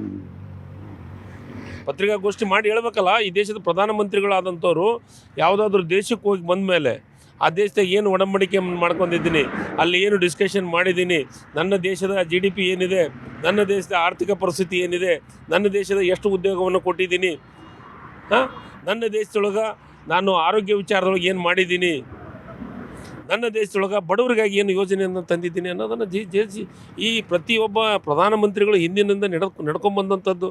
3 ತಿಂಗಳಿಗೊಮ್ಮೆ 2 ತಿಂಗಳಿಗೊಮ್ಮೆ ಮಾಧ್ಯಮ ಗೋಷ್ಠಿಯನ್ನು ಮಾಡಿ ವಾಸ್ತವ ಸತ್ಯವನ್ನು ಜನರಿಗೆ ಇಡುವಂಥ ಕೆಲಸವನ್ನು ಮಾಡಬೇಕಾಗಿತ್ತಲ್ಲ ಪ್ರಧಾನಮಂತ್ರಿಗಳು. ಮಾಡಿದಾರ? ಮತ್ತು ಯಾವ ಮಕ ಇಟ್ಕೊಂಡು ಕೇಳ್ತಾರೆ? ಈಗ ನಾನು ಕೇಳ್ತೀನಿ, ಭಕ್ತರು ಮೋದಿ ಕೆಲವೊಂದಿಷ್ಟು ಅನುಯಾಯಿಗಳು ಇದ್ದಾರೆ. ನಾನು ಅವ್ರಿಗೆ ಒಳ್ಳೇದಾಗೈತೆ ಹೇಳಿ. ಸರ್, ಇವತ್ತಿನ ಡಾಲರ್ ರೇಟ್ ಪರಿಸ್ಥಿತಿ ಏನಿದೆ? $54 ಇತ್ತು ಪ್ರಧಾನಮಂತ್ರಿ ಮನಮೋಹನ್ ಸಿಂಗ್ ಅವರು ಈ ದೇಶವನ್ನು ಆಳೋ ಹೊತ್ನಾಗ. ಇವತ್ತೆಷ್ಟು ಏನು ಪರಿಸ್ಥಿತಿ ಆಗಿದೆ? 84 ರೂಪಾಯಿ ಆಗಿದೆ. ಡಾಲರ್ ಬಗ್ಗೆ ಯಾಕೆ ಚರ್ಚೆ ಮಾಡ್ತಾ ಇಲ್ಲ? ಪೆಟ್ರೋಲ್ ಡೀಸೆಲ್ ಬೆಲೆ ಎಲ್ಲಿಗೆ ಹೋಗಿದೆ? ಗಗನಕ್ಕೆ ಹೋಗಿದೆ. 108 ರೂಪಾಯಿಗೆ ಒಂದು ಬ್ಯಾರಲ್ಲು ಕ್ರೂಡ್ ಆಯಿಲ್ಗೆ ಬೆಲೆ ಇದ್ದತ್ತೆ ಡಾಲರ್ ಇದ್ದತ್ತಿನೊಳಗೆ ನಮ್ಮಲ್ಲಿ 56, 58, 54 ರೂಪಾಯಿ ಪೆಟ್ರೋಲ್ ಡೀಸೆಲ್ ಬೆಲೆ ಇತ್ತು. ಇವತ್ತೇನಾಗಿದೆ? ಶತಕ ಬಾರಿಸ್ತಾ ಇದೆ. ಯಾವ ಇದ್ರೊಳಗೆ ಸಕ್ಸಸ್ ಆಗಿದ್ದಾರೆ ಮೋದಿಯವರು? ಮತ್ತೊಂದು ಮಾತಾಡ್ತಾರೆ ಏನಂತ, ಭದ್ರತೆ ವಿಚಾರದೊಳಗೆ. ಈ ದೇಶಕ್ಕೆ ಸ್ವತಂತ್ರ ಸಿಕ್ಕೋತ್ನಾಗ ನಮ್ಮ ಹತ್ರ ಏನೇನು ಭದ್ರತೆ ಇತ್ತು, ಸೈನಿಕರು ಎಷ್ಟಿದ್ರು, ನಮಗೆ ಸೌಲಭ್ಯಗಳೇನಿತ್ತು ಅನ್ನೋದನ್ನೆಲ್ಲ ಅಂಕಿಅಂಶಗಳಿದ್ದಾವೆ. ಇವ್ರು ಬಂದ ಮೇಲೆ ಏನಾಗಿದೆ ಹೇಳಿ? ನಾನು ಕೇಳೋದು ಇಷ್ಟೇ, ನನಗೆ ನಾಚಿಕೆ ಪಡೋಂಥದ್ದು ಏನಂದರೆ, 106 ಕೋಟಿ ಜನರುಗಳ ಹೊತ್ನಾಗ ಈ ದೇಶಕ್ಕೆ ಪ್ರಧಾನಮಂತ್ರಿ ಸಮರ್ಥರು ಅನ್ನೋದು ಒಬ್ಬರೇ ಅಂತ ಅನ್ನಕತ್ತಿರಲ್ಲ, ಅದಕ್ಕೆ ನನಗೆ ನೋವಾಗ್ತಾ ಇದೆ. ಈ ದೇಶವನ್ನು ಆಳುವಂಥ ಬುದ್ಧಿವಂತಿಕೆ ಇರೋಂಥದ್ದು 106 ಮಂದಿ ಇದ್ದಾರೆ. ಅದ್ರಾಗ ಕಾಂಗ್ರೆಸ್ ಒಳಗಂತೂ ಸಾಕಷ್ಟು ಜನ ಇದ್ದಾರೆ. ನಾನು ಈ ರಾಜ್ಯದ ಮಂತ್ರಿ ಆಗಿದ್ದೀನಿ. ನನ್ನ ತಂದೆ ಯಾರು ಮಂತ್ರಿ ಆಗಲಿ MLA ಆಗಲಿ ಇದ್ದಿದ್ದಿಲ್ಲ. ವ್ಯವಸ್ಥೆ ನಮಗೆ ಪಾಠ ಕಲಿಸ್ತೈತೆ. ರಾಹುಲ್ ಗಾಂಧಿ ಅವರು ಇವ್ರಿಗಿಂತ ಚೆನ್ನಾಗಿ ಓದಿಕೊಂಡಂಥವ್ರು, ಆರ್ಥಿಕವಾಗಿ ತಿಳ್ಕೊಂಡಂಥವ್ರು, ಪ್ರಧಾನಮಂತ್ರಿ ಇವ್ರಿಗಿಂತ ಚೆನ್ನಾಗಿ ಮಾಡಿದ್ರು. ಇವ್ರು ಬಂದಿದ್ದರಿಂದನೇ ಇವತ್ತು ನಮ್ಮ ಆರ್ಥಿಕ ಪರಿಸ್ಥಿತಿ ಹದಗೆಟ್ಟಿದೆ. ಹೇಳಿ BJP ಅವರು, ಆರ್ಥಿಕ ಪರಿಸ್ಥಿತಿ ನಿಮಗಿಂತ ಚೆನ್ನಾಗಿದೆ ಅನ್ನೋದನ್ನು ಹೇಳಿ. ಅವರು ಯಾವ ಮಕ್ಕ ಇಟ್ಕೊಂಡು ಹೇಳ್ತಾರೆ? ಮನಮೋಹನ್ ಸಿಂಗ್ ಅವರು ಈ ದೇಶದ ಪ್ರಧಾನಮಂತ್ರಿ ಇದ್ದತ್ನಾಗ ಇಡೀ ಇತಿಹಾಸವನ್ನು ಮೊದಲೇ ಜವಾಹರ್ಲಾಲ್ ನೆಹರು ಒಂದೇ ಹಿಡ್ಕೊಂಡು ಮನಮೋಹನ್ ಸಿಂಗ್ ಅವ್ರಿಗೂ ಈ ದೇಶದ ಸಾಲ 55 ಲಕ್ಷ ಕೋಟಿ ಇತ್ತು. 55 ಲಕ್ಷ ಕೋಟಿ ಸಾವಿರ ಕೋಟಿ ಇತ್ತು, ಲಕ್ಷ ಕೋಟಿ ಇತ್ತು. ಇವತ್ತೇನಾಗಿದೆ? 168 ಲಕ್ಷ ಕೋಟಿ ಇವತ್ತು ಸಾಲ ಆಗಿದೆ. ಎಷ್ಟು ವ್ಯತ್ಯಾಸ ಆಯ್ತು? ಇದ್ರ ಬಗ್ಗೆ ಯಾಕೆ ಚರ್ಚೆ ಮಾಡ್ತಾ ಇಲ್ಲ BJP ಅವರು? ರಾಮ ಮಾತ್ರ ಸಾಕ, ಧರ್ಮ ಮಾತ್ರ ಸಾಕ, ಪಾಕಿಸ್ತಾನದ ಬಗ್ಗೆ ಚರ್ಚೆಗಳಾಗ್ತಾವ. ನನಗೆ ನಾಚಿಕೆ ಬರ್ತೈತಿ. ಈ ದೇಶದ ಪ್ರಧಾನಮಂತ್ರಿ ಆದಂಥವ್ರು, ಈ ದೇಶವನ್ನು ಆಳುವಂಥವ್ರು ಬಡವರ ಬಗ್ಗೆ ಚಿಂತನೆಗಳಾಗಬೇಕು, ರೈತರ ಬಗ್ಗೆ ಚಿಂತನೆಗಳಾಗಬೇಕು. ನಾವು ಏನು ಇರಿಗೇಷನ್ ಮಾಡಿದ್ದೀವಿ, ಎಷ್ಟು ಇರಿಗೇಷನನ್ನು ಕೊಟ್ಟಿದ್ದೀವಿ ಈ ದೇಶದೊಳಗೆ, ನಾವು ಅಧಿಕಾರಕ್ಕೆ ಬಂದಮೇಲೆ ಎಷ್ಟು ಇರಿಗೇಷನ್ ಮಾಡಿದ್ದೀವಿ ಅಂತ ಆಗಬೇಕು. ಎಷ್ಟು ಯುವಕರಿಗೆ ಉದ್ಯೋಗ ಕೊಟ್ಟಿವಿ ಅನ್ನೋದ್ರ ಬಗ್ಗೆ ಚರ್ಚೆ ಆಗಬೇಕು. ಎಷ್ಟು ಈ ದೇಶದೊಳಗೆ ಕೈಗಾರಿಕೆನ ಅಭಿವೃದ್ಧಿ ಮಾಡಿದ್ದೀವಿ ಅನ್ನೋದ್ರ ಬಗ್ಗೆ ಚರ್ಚೆ ಆಗಬೇಕು. ಈಗ ನಮ್ಮ ರಾಜ್ಯದಲ್ಲಿ ಇನ್ನೊಂದು ಪ್ರಮುಖವಾದಂಥ ವಿಚಾರ ಕೂಡ ಚರ್ಚೆ ಆಗ್ತದೆ. ನಾವು ಸಾಮಾನ್ಯವಾಗಿ ಗಮನಿಸ್ತೀವಿ, ಯಾವುದೇ ಚುನಾವಣೆ ಸಂದರ್ಭ ಇರಲಿ, ಕೊಡುವಂಥ ಹೇಳಿಕೆಗಳನ್ನು ಬಳಕೆ ಮಾಡ್ಕೊಳ್ಳೋದ್ರಲ್ಲಿ BJP ಯಾವ ರೀತಿ ಮಾಡ್ಕೊಂಡು ಬಂತು ಅಂತ ಈ ಹಿಂದಿನಿಂದ ಚೌಕಿದಾರ್ ಸಮಯದಿಂದ ನೋಡ್ತಾ ಇದ್ದೀವಿ, ಅಥವಾ ಮೌತ್ಕಾ ಸೌದಾಗರ್ ಅಂತ ಇರ್ಬೋದು. ಈ ರೀತಿಯಾದಂಥ ಹೇಳಿಕೆಗಳನ್ನು ಬಳಕೆ ಮಾಡ್ಕೊಂಡಂಥ ರೀತಿ. ಅದೇ ರೀತಿಯಾಗಿ ನೀವು ಇತ್ತೀಚೆಗೆ ಒಂದು ಹೇಳಿಕೆಯನ್ನು ಕೊಡ್ತೀರಿ, ಈ ಮೋದಿ ಅನ್ನೋ ಯುವಕರಿಗೆ ಕಪಾಳಕ್ಕೆ ಬಾರಿಸ್ಬೇಕಂತಕ್ಕಂಥ ಹೇಳಿಕೆ. ಅದೊಂದು ದೊಡ್ಡ ಮಟ್ಟದಲ್ಲಿ ವಿವಾದಕ್ಕೂ ಕೂಡ ಕಾರಣ ಇತ್ತು. ಇಂಥ ಹೇಳಿಕೆಗಳನ್ನು ಯಾವ ರೀತಿಯಾದಂಥ ಪರಿಣಾಮ ಆಗ್ಬೋದು ಅಂತ ನಿಮಗನ್ಸುತ್ತೆ? ಸರ್, ನಾನು ಹೇಳ್ತಾ ಇರೋದು ಯಾಕೆ ಹೇಳಿದ್ದೀನಿ, ಯಾವ ಕಾರಣಕ್ಕಾಗಿ ಹೇಳಿದ್ದೀನಿ ಅನ್ನೋದನ್ನು ಒಂದು ಸತಿ BJP ಮಿತ್ರರು ಅರ್ಥ ಮಾಡ್ಕೊಳ್ಳಿ. ಅದ್ರ ಬಗ್ಗೆ ಮಾತಾಡಿದರು ಪ್ರಹ್ಲಾದ್ ಜೋಶಿ ಅವರು, CT ರವಿಯವರು ಮಾತಾಡಿದ್ರಲ್ಲ. ಪ್ರಹ್ಲಾದ್ ಜೋಶಿ ಅವರಿಗೆ ಈ ದೇಶದ ಮಂತ್ರಿಗಳಾಗಿದ್ರಲ್ಲ, 2 ಕೋಟಿ ಉದ್ಯೋಗ ಕೊಟ್ಟಿದ್ರ ಬಗ್ಗೆ ಮಾತಾಡಲಿ ಪ್ರಹ್ಲಾದ್ ಜೋಶಿ ಅವರು. ತಂಗಡಿಗೆ ಅಂದಿದ್ದು ನಾನು ಏನೇನು ಹೇಳಿದ್ದೀನಿ ಇವತ್ತು ಅದು ಸತ್ಯ ಇದೆ ಅನ್ನೋದನ್ನು, ಸತ್ಯ ಇದೆಯೋ ಇಲ್ಲೋ ಅಷ್ಟೇ ನನಗೆ ಹೇಳಿ. ಅವರು 2 ಕೋಟಿ ಉದ್ಯೋಗ ಕೊಟ್ಟಿನಂತೇಳಿ ನಾನು ನನ್ನ ಯುವಕರಿಗೆ ದಾರಿ ತಪ್ಪಿಸ್ತಾ ಇದ್ದಾರೆ ಇವರು ಭಾಷಣ ಮಾಡೋದ್ರಿಂದ ನನ್ನ ಯುವಕರು ಇವತ್ತು ದಾರಿ ತಪ್ಪಿ ಇವತ್ತು ಮೋದಿ ಅನ್ನೋಂಥ ಪರಿಸ್ಥಿತಿ ಬಂದಿದೆ. ಆದರೆ ಮೋದಿ ಅನ್ನೋದು ನಾನು ಒಳ್ಳೆ ಕೆಲಸ ಮಾಡಿದ್ರೆ ಮಾತಾಡಲಿ.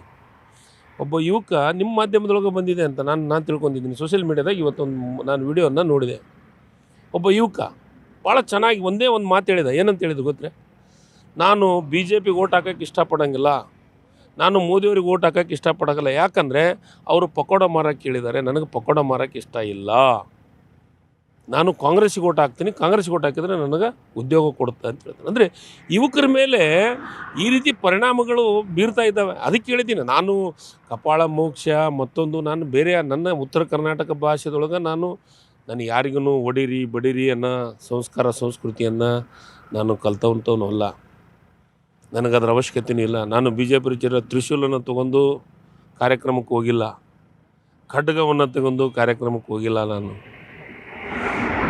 ನಾನು ಈ ದೇಶದ ಯುವಕರಿಗೆ, ಈ ರಾಜ್ಯದ ಯುವಕರು, ನನ್ನ ಅಣ್ಣ ತಮ್ಮಂದಿರಿಗೆ ನನ್ನ ಒಂದು ಕಳಕಳಿ. ಉದ್ಯೋಗ ಕೊಟ್ಟಿದ್ರು ನಾನು ಅಂತಿದ್ದೆ. ನಾನು ಅನ್ನೋಕ್ಕೆ ಕಾರಣ ಏನು ಅದನ್ನು ಹೇಳಿ. ಮೋದಿ ಇವರು ನನಗೇನು ವಿರುದ್ಧ ಮಾಡೋದಿಲ್ಲ. ಬೊಮ್ಮಾಯಿಯವರು ಮತ್ತು ಪ್ರಹ್ಲಾದ್ ಜೋಶಿ ಅವರು, CT ರವಿಯವರು ಯಾವ ಕಾರಣಕ್ಕೆ ತಂಗಡಿಗೆ ಅಂದಾನ ಅನ್ನೋದು ಹೇಳಿ, ಯಾವ ರೀಸನ್ಕ್ಕೆ ಅಂದಾನ ಅನ್ನೋದನ್ನು ಹೇಳಿ. ಅವಾಗ ನಿಜವಾಗಲು ಅದಕ್ಕೆ ನನಗೆ ಪ್ರಶಂಸೆಯ ಮಾತು ನನಗನ್ಸಿದ ಮಟ್ಟಿಗೆ 1000ಕ್ಕಿಂತ ಲಕ್ಷಕ್ಕಿಂತ ಹೆಚ್ಚು ಜನ ನನ್ನ ವಾಟ್ಸಪ್ದೊಳಗೆ ಹಾಕಿದ್ದಾರೆ ಸ್ಟ್ಯಾಂಡ್ ವಿತ್ ತಂಗಡಿಗೆ ಅಂತಂತಂದು. ಮಾಧ್ಯಮದೊಳಗೂ ಬಂದಿದೆ. ಇವತ್ತು ನಾನು ಅದನ್ನೇ ನನ್ನ ಸೋಷಿಯಲ್ ಮೀಡಿಯಾದಾಗ ಹೇಳ್ತಾ ಇದ್ದರು, ಸ್ಟ್ಯಾಂಡ್ ವಿತ್ ತಂಗಡಿಗರು ಹೇಳಿದ್ದು ಸತ್ಯ ಇದೆ. ಅಂದರೆ ಜನರು ಇವ್ರ ವಿರುದ್ಧ ಆಕ್ರೋಶವಾಗಿದ್ದಾರೆ. ನಾನು ಹೇಳಿದ್ದು ಸತ್ಯ. ನಾನೇನು ಎದಕ್ಕೆ ಹೇಳಿದ್ದೀನಿ ಅಂದರೆ 2 ಕೋಟಿ ಉದ್ಯೋಗ ಅಂದರೆ ಇವತ್ತು 20 ಕೋಟಿ ಯುವಕರಿಗೆ ನೌಕರಿ ಸಿಗ್ತಿತ್ತಲ್ಲ, 20 ಕೋಟಿ ಯುವಕರಿಗೆ ಉದ್ಯೋಗ ಸಿಗ್ತಿತ್ತಲ್ಲ. ನನ್ನ ಕಳಕಳಿ ಇವ್ರು ಏನೇನು ಹೇಳಿದ್ದಾರೆ, 5 ವರ್ಷ ಸುಳ್ಳು ಬಿಟ್ಟರೆ ಬದಲು ಏನೇನೇನೇನು ಹೇಳಿದೆ. ನಾನು ಇವತ್ತಿಗೂ ರೆಡಿ ಇದ್ದೀನಿ. 10 ವರ್ಷದೊಳಗೆ ಇವ್ರು ಏನು ಮಾಡಿದಾರಂತೆ ಬಂದು ಹೇಳಿ, ನಾವು ಕಾಂಗ್ರೆಸ್ದೊಳಗೆ ಏನು ಮಾಡಿದಾರಂತೆ ಹೇಳಿ ಆಗಿ ಹೇಳ್ತೀನಿ. ಖಂಡಿತ ನಿಮ್ಮ ಇಂಥ ಒಂದು ಬಿಜಿ ಶೆಡ್ಯೂಲಲ್ಲಿ ಈ ಸಂದರ್ಭದಲ್ಲಿ ನಮ್ಮ ಜೊತೆಯಲ್ಲಿ ಮಾತನಾಡ್ತಿದ್ದೀರಿ. ನಿಮ್ಮ ಸಮಯವನ್ನು ಕೊಟ್ಟಿದ್ದಕ್ಕೆ ಧನ್ಯವಾದಗಳು. ಸರ್, ಥ್ಯಾಂಕ್ ಯು, ಧನ್ಯವಾದ. ನಾನು ಒಂದೇ ವಿನಂತಿಯನ್ನು ಮಾಡ್ತೀನಿ, ಮಾಧ್ಯಮದ ನ್ಯೂಸ್ 18 ಕನ್ನಡ ಭಾಳ ಒಳ್ಳೆಯ ಕೆಲಸವನ್ನು ಮಾಡ್ತಾಯಿದೆ. ಯಾಕಂದರೆ ಜನರನ್ನು ಎಚ್ಚರಿಸುವಂಥ ಕೆಲಸವನ್ನು ಮಾಡಬೇಕು, ಅದರ ಜೊತೆಗೆ ಜನಪ್ರತಿನಿಧಿಗಳನ್ನು ಎಚ್ಚರಿಸುವಂಥ ಕೆಲಸವನ್ನು ಮಾಡಬೇಕು. ನಾನು ವಿನಂತಿಯನ್ನು ಮಾಡ್ತೀನಿ, ಕೇಂದ್ರ ಸರ್ಕಾರ ಮಾಡಿದಂಥ ಸುಳ್ಳು ಹೇಳಿದಂಥದ್ದನ್ನು ದಯಮಾಡಿ, ಕಾಂಗ್ರೆಸ್ ಸುಳ್ಳು ಹೇಳಿದರೆ ಕಾಂಗ್ರೆಸ್ ಸುಳ್ಳು ಹೇಳಿದೆ ಅಂತ ಹೇಳಿ, ಬಿ ಜೆ ಪಿ ಸುಳ್ಳು ಹೇಳಿದೆ ಅಂದರೆ ಬಿ ಜೆ ಪಿ ಸುಳ್ಳು ಹೇಳಿದೆ ಅಂತ ಹೇಳಿ. ಆದರೆ ಒಂದೇ ಒಂದು, ಆ ಕೆಲಸವನ್ನು ಈ ಚಾನಲ್ ಮಾಡ್ತಾಯಿದೆ. ನಾನು ನಿಜವಾಗಲೂ ಅಭಿನಂದಿಸ್ತೀನಿ. ಒಳ್ಳೆಯ ಕೆಲಸವನ್ನು ಮಾಡುವಂಥ ಜವಾಬ್ದಾರಿ ನಿಮ್ಮ ಮೇಲಿದೆ. ನಿಮ್ಮನ್ನು ವಿಶೇಷವಾಗಿ ಜಿಲ್ಲಾ ಮಂತ್ರಿಯಾಗಿ, ಈ ರಾಜ್ಯದ ಮಂತ್ರಿಯಾಗಿ ನಾನು ಅಭಿನಂದಿಸ್ತೀನಿ. ನನಗೆ ಭಾಳ ಸಂತೋಷ ಆಯಿತು. ಅದು ನನ್ನನ್ನು ಹುಡುಕಿ ಕೊಪ್ಪಳಕ್ಕೆ ಬಂದು ನೀವು ನನ್ನ ಸ್ಟೇಟ್ಮೆಂಟನ್ನು ತೊಗೊಂಡಿದ್ದೀರಿ. ನಿಜವಾಗಲೂ ಧನ್ಯವಾದಗಳು. Thank you sir. Thank you. News 18ನ ಜನ ಮತ ಯಾತ್ರೆ ಇವತ್ತು ಕೊಪ್ಪಳ ಜಿಲ್ಲೆಯಲ್ಲಿತ್ತು. ಕೊಪ್ಪಳ ಜಿಲ್ಲೆಯ ಜನರ ಭಾವನೆಯನ್ನು ಅರಿಯುವಂಥ ಪ್ರಯತ್ನವನ್ನು ಇವತ್ತು ಮಾಡಲಾಯಿತು. ಈ ಜಿಲ್ಲೆಯ ಸಾಕಷ್ಟು ಗ್ರಾಮಗಳಿಗೆ, ಚಿಕ್ಕ ಚಿಕ್ಕ ಪಟ್ಟಣಗಳಿಗೆ, ತಾಲೂಕು ಕ್ಷೇತ್ರಗಳಿಗೆ ಕೂಡ ಭೇಟಿಯನ್ನು ಕೊಡಲಾಯಿತು. ಸಾಕಷ್ಟು ಜನ ತಮ್ಮ ಅಭಿಪ್ರಾಯವನ್ನು ಹಂಚಿಕೊಂಡ್ರು. ಯಾವ ಪಕ್ಷದ ಪರ ಅಥವಾ ಯಾವ ನಾಯಕನ ಪರ ತಮ್ಮ ಒಲವಿರ್ತಕ್ಕಂಥದ್ದು, ಜೊತೆಗೆ ತಮಗೆ ಇರ್ತಕ್ಕಂಥ ಸಮಸ್ಯೆಗಳೇನು, ಇನ್ನೂ ಕೂಡ ಬಗೆಹರಿಯಲಾಗಿರ್ತಕ್ಕಂಥ ಚಾಲೆಂಜಸ್ಗಳೇನು, ಅವೆಲ್ಲ ವಿಚಾರವನ್ನು ಕೂಡ ನಮ್ಮ ಜೊತೆಯಲ್ಲಿ ಹಂಚಿಕೊಂಡ್ರು. ನಮ್ಮ ಈ ಜನ ಮತ ಯಾತ್ರೆ ಮುಂದುವರಿತಾ ಇರುತ್ತೆ. ಮತ್ತೊಂದು ಕ್ಷೇತ್ರ, ಮತ್ತೊಂದು ಜಿಲ್ಲೆ. ನೋಡ್ತೀರಿ ನ್ಯೂಸ್ 18 ಕನ್ನಡ.